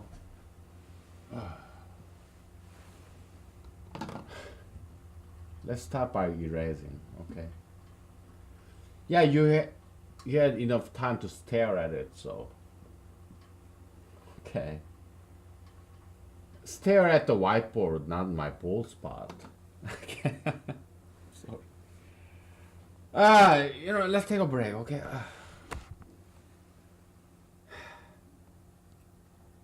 Mathematics. Let me turn off the heater. It's getting too hot. It's spring. This fiddlehead's coming out. Okay, so. Ah.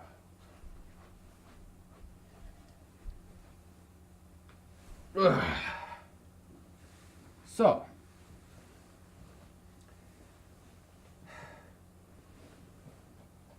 I may need to get a roommate because I have a 3 bedroom house. I'm not quite making my ends meet. Okay, so I need to start collecting some rent.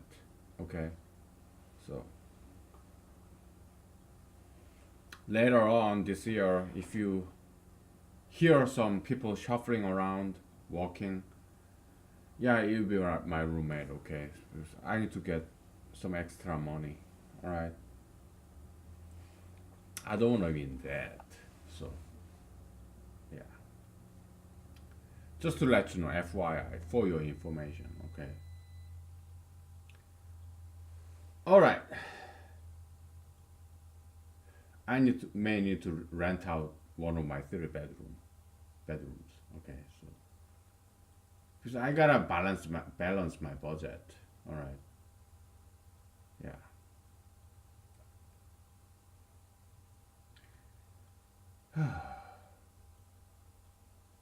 Preferably, you be a single female. Okay. I, I don't want to live with another guy or a lady who has a boyfriend. No, if I have a roommate, tenant of my house, yeah, I prefer it to be a single female. Hopefully, an attractive one. Hopefully, who is somebody kind of interested in dating me. Whatever, just fantasizing. Okay, so. Oh boy. Okay. Because I've been living single life for a very long time. Okay, give me 1 second. I'm gonna turn off the heater outside.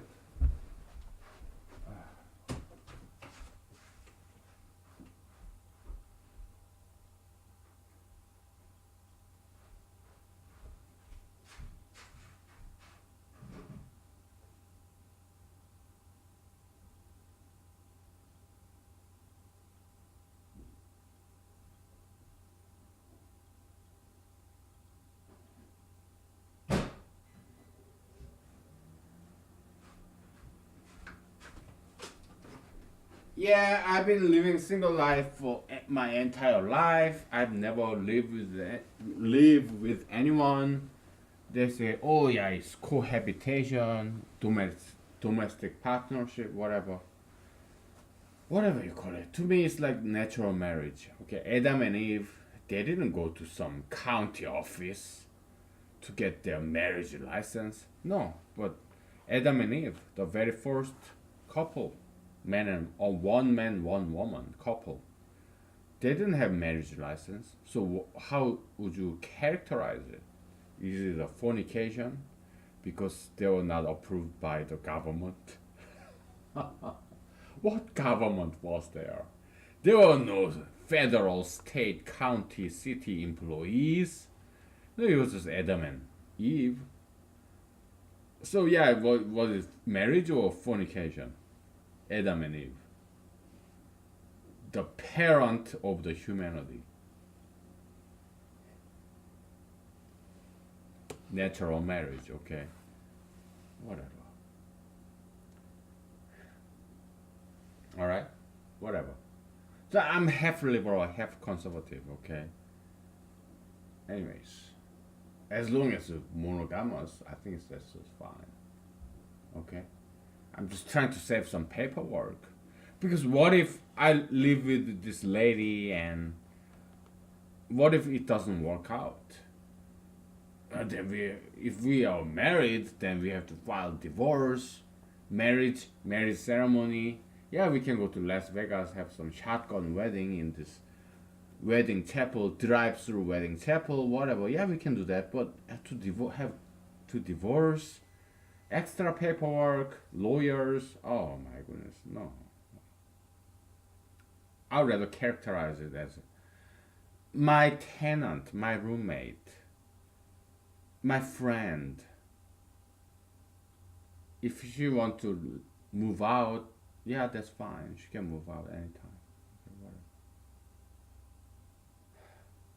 Okay. Yeah. Because I've been single for a very long time, okay? So, and sometimes I feel like it's getting old. All this single life is getting old. I want some change, okay? And yeah, because you don't want me to die, or you don't want to die. You want me to live. You want me to want to live, right? So yeah, what's wrong with having some syntactic sugar? Not synthetic, but syntactic sugar. Okay?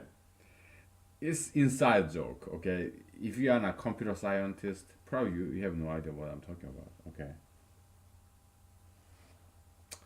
It's not synthetic sugar, but it's syntactic sugar, okay? Yeah, it's equivalent, okay? Just making it easier.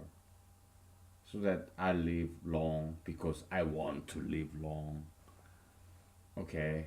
And continue to contribute to humanity, okay? That's all it is, okay? So, because in the Bible, King Solomon said, cursed are those who are single. Yeah, you need some battle body. Yeah, because at night, you know, if you're alone, it's too cold. Okay?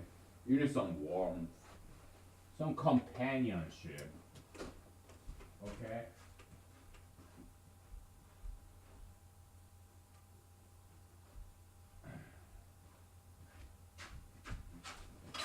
So yeah, I might have just that, okay? And there's nothing wrong with it.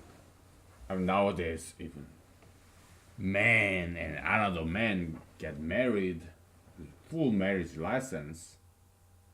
Most of the states in the United States, and cohabitation, you know, man living with another woman. Yeah, that's allowed. Not as bad as gay marriage. Okay, whatever. So I'm kind of fantasizing about that. Okay. Okay, whatever. That's just we're just taking a break. Okay, because all this mathematics. We need some break. Okay. So, all right. Let's get back to it. I'm gonna use green pen, as promised. Right. So natural number within the natural number, yeah, plus is closed operation. 1 plus 1, 1 plus 2, 0 plus 1, yeah, it's closed. They still become natural number. But inverse operator, minus 1 minus 2, it becomes minus 1. Okay, so we have to expand number system from natural number to integers. Okay, yeah, 3 minus 1 is 2 is still closed, but how about 3 minus 5 is negative 2? So you have to expand this number system, okay? So that's that. Now, from here to here, from integers to rational numbers, like fractions, it's like this, okay? Now, multiplication, 0 times 1, 0 times minus 1, minus 1 times 1, 2 times 3, 3 times minus 4, yeah, it's all closed. But we introduce division, which is inverse operation of multiplication. Now we have fraction. How about you divide 2 by 3, 2 over 3, okay? So that's that, okay? And as we saw, this division is just like minus. It could be unary operator as well, okay? Because 2 divided by 3 is equal to 2 times 1 over 3. 1 is the identity number or in terms of multiplication, okay? Which is equal to 2 multiplied by division 3, okay? This is just like, it's very analogous to 2 minus 3 is equal to 2 plus 0 minus 3, okay? Plus minus identity in terms of addition operation. Multiplication, division, and you have identity number in terms of multiplication, okay? It's very symmetric and analogous, okay? You got it? Yeah. But the thing with plus and multiplication is this, okay? It's commutative and also associative. Commutativeness is like a plus b is equal to b plus a. Associativeness is like a plus b parenthesis plus c is equal to a plus b plus c, b and c parenthesis, they are the same, okay? So associativity and commutativity, they are the same thing, okay? If an operator is commutative, then it is associative, okay?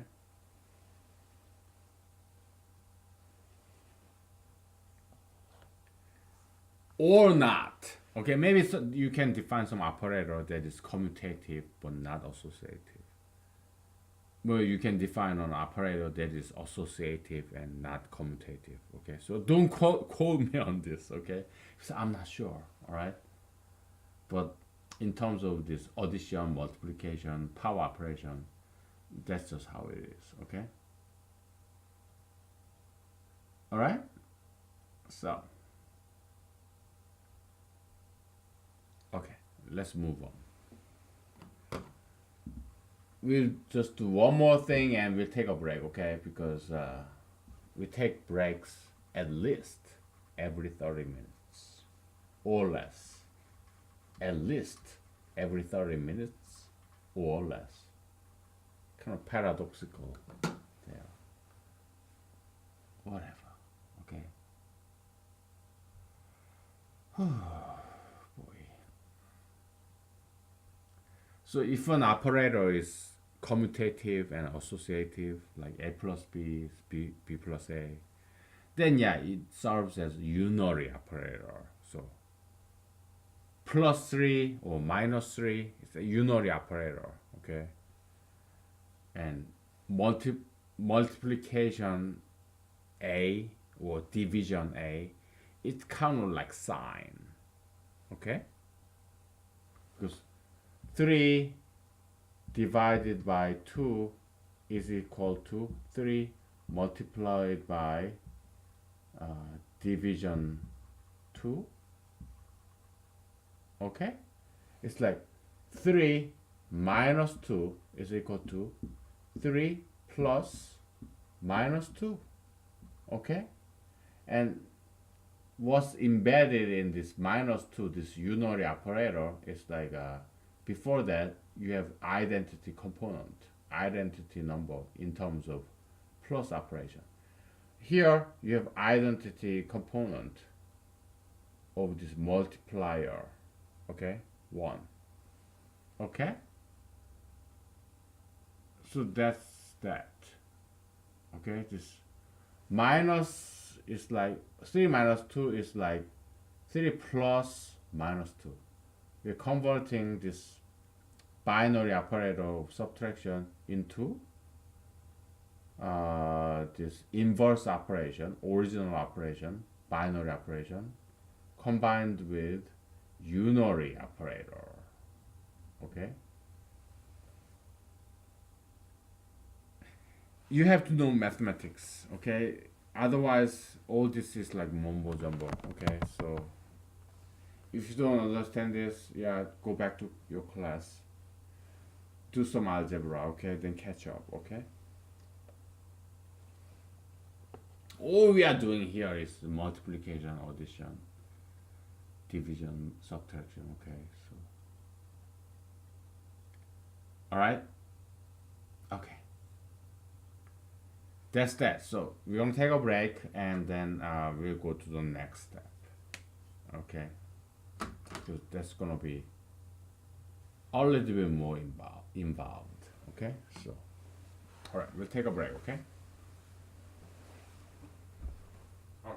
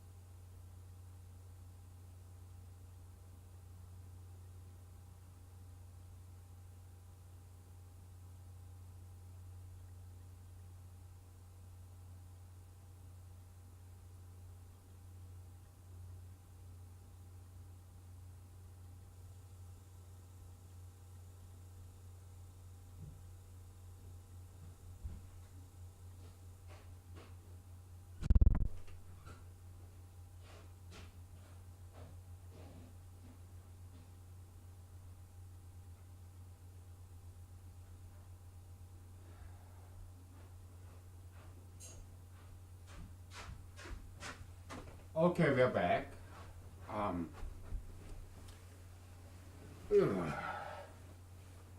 so, multiplication, division, and plus and minus, okay?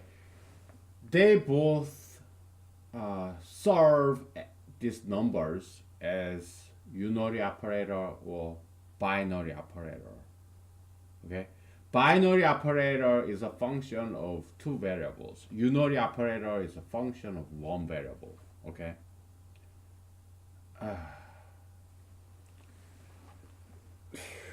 Let's do it, okay? Let's do function theory, all right?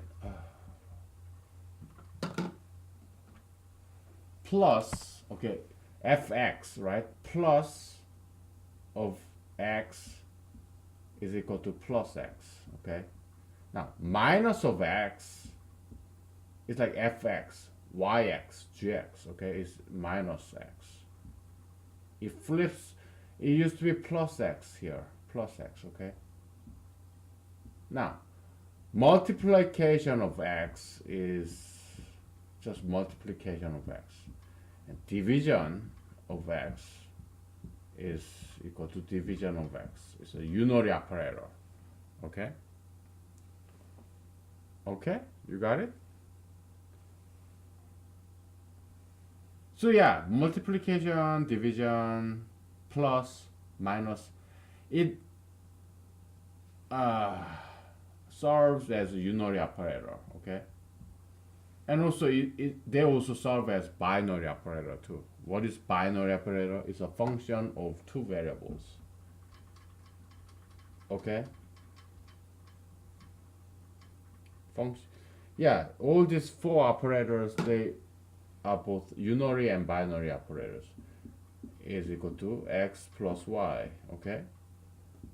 X comma y is equal to x minus y. X comma y is equal to x multiplied by y. X division x comma y is equal to x divided by y. Okay? Alright? Easy enough, right?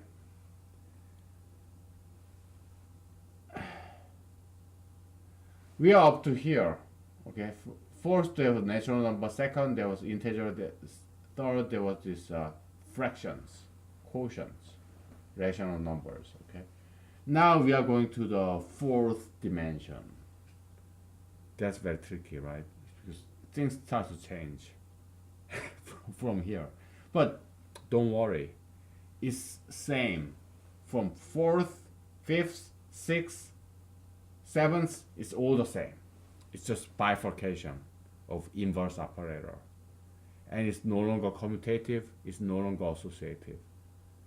From fourth and on, it's all the same. So no need to worry. Okay? No need to worry.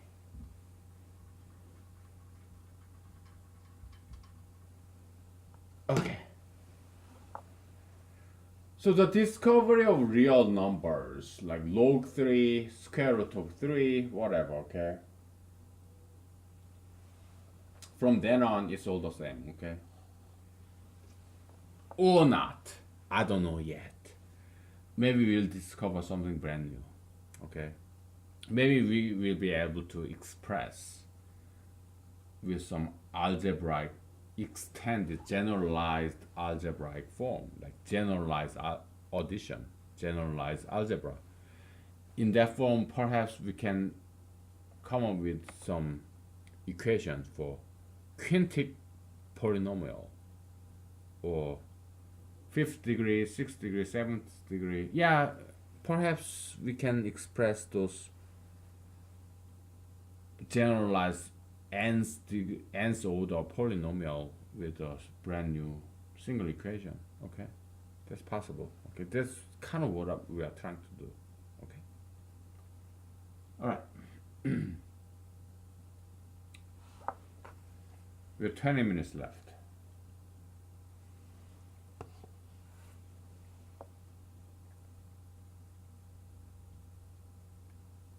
Okay. So Let's go back to the basics. Okay, so we have a plus blah blah blah plus a, and you add up a n times. Okay, then you call this a multiplied by n. Okay, before that before that if you add 1 plus 1 plus 1 n times, it's like 1 times n, which is 1, which is n. Okay, all right, now you have a multiplied by, so you have fourth degree plus. Okay, now you have second degree plus, which is equal to a plus to the second n. Okay, we are applying the same generic pattern.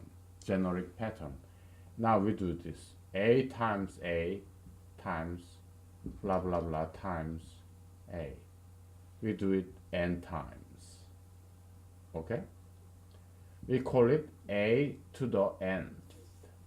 Okay, and we denote it as a plus to the third n. Okay,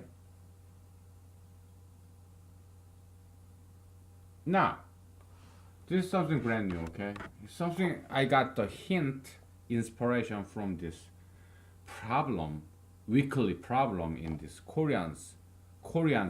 South Korean science school, very elitist school. Okay, they have some fancy problems there. Okay,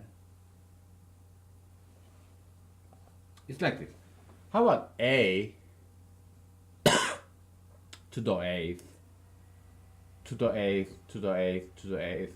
You do it n times.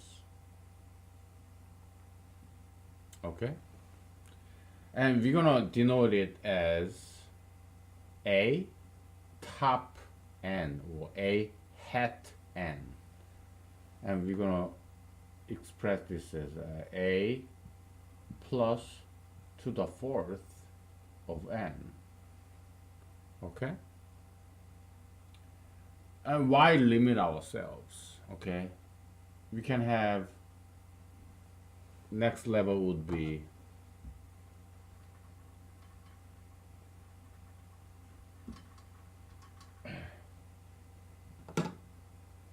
a top blah blah blah to a. We do it n times. Okay, and we can call this a plus to the fifth of n. Okay, shorten a left shoulder n. Okay, it goes on and on like this. This is generalization. That's what mathematics is about. Okay, that's all we are doing. Okay, okay, all right.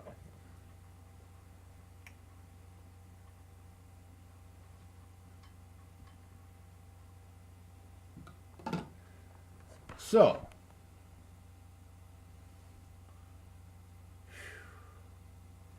you have x to the y is equal to z. Okay,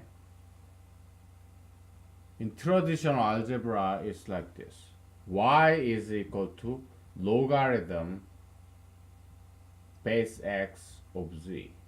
Okay, now x is equal to y's root of z. Okay,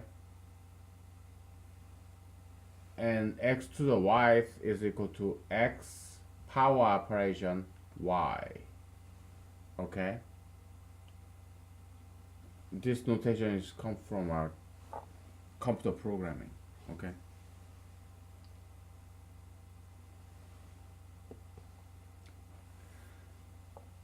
and because 2 to the 3, 2 to the third is equal to 8, right? And 3 to the second is equal to 9, and they're not the same. Okay? So this power operation is not commutative. X power y is not equal to y power x. Okay? You just need one example to prove that. Disproof by counterexample. Okay? Disproof by counterexample is the proof that this equation is false. Okay? So minus times minus is plus. Disproof, minus proof by counter example, minus example. Okay, so all right. Okay. So yeah, it is inverse operation bifurcates. Okay, and we talked about this long ago, like last year, like 5 months ago. Okay.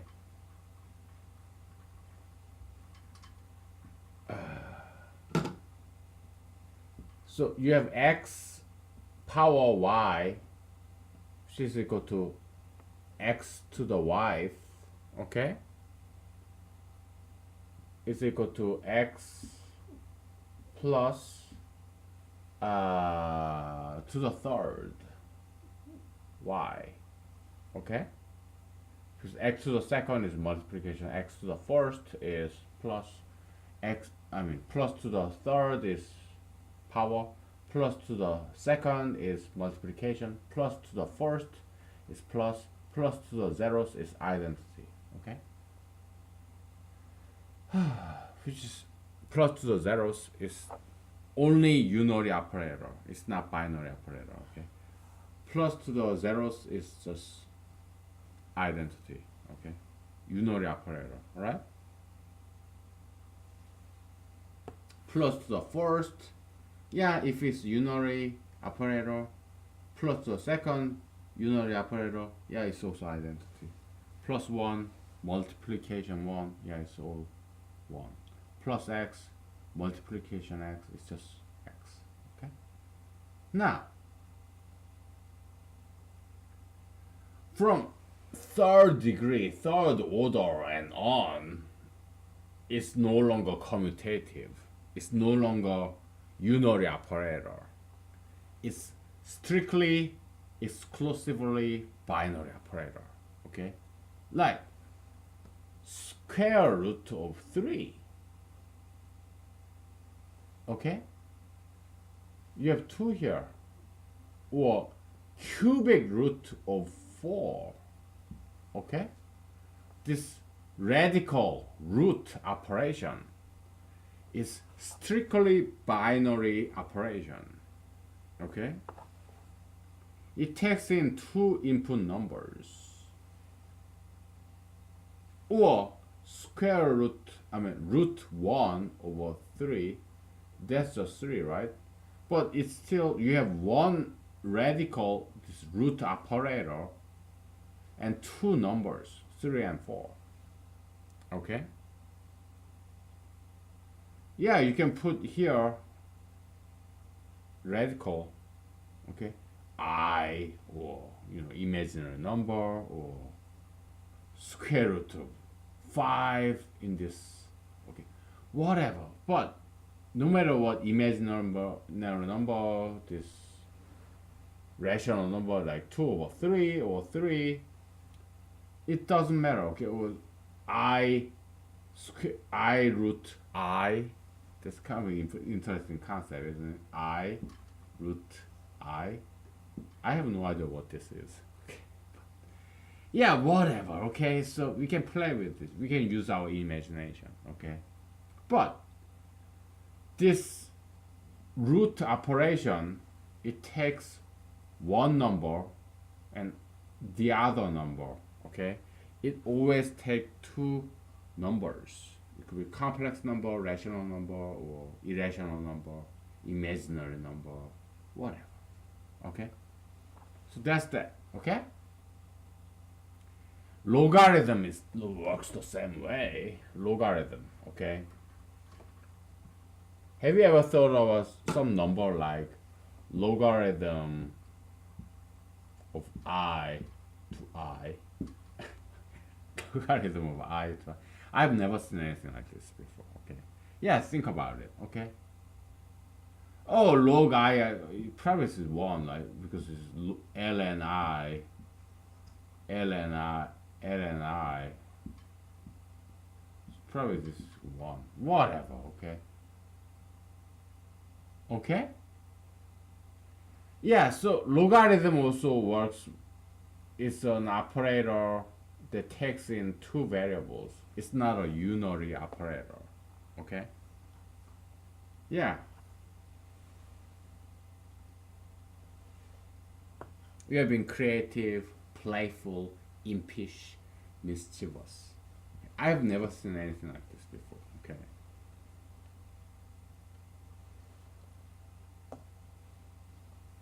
But it has to be one because, yeah, log of something, something, it's like log of something, something is one. Okay. So, okay.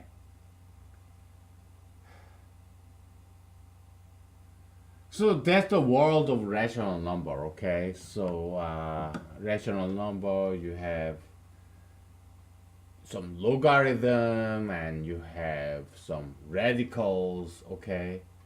They are not exchangeable number system. Logarithm and like log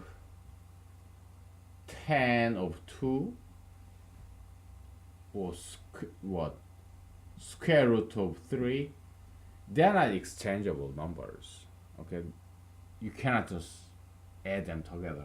For example, okay, they're two distinct number system.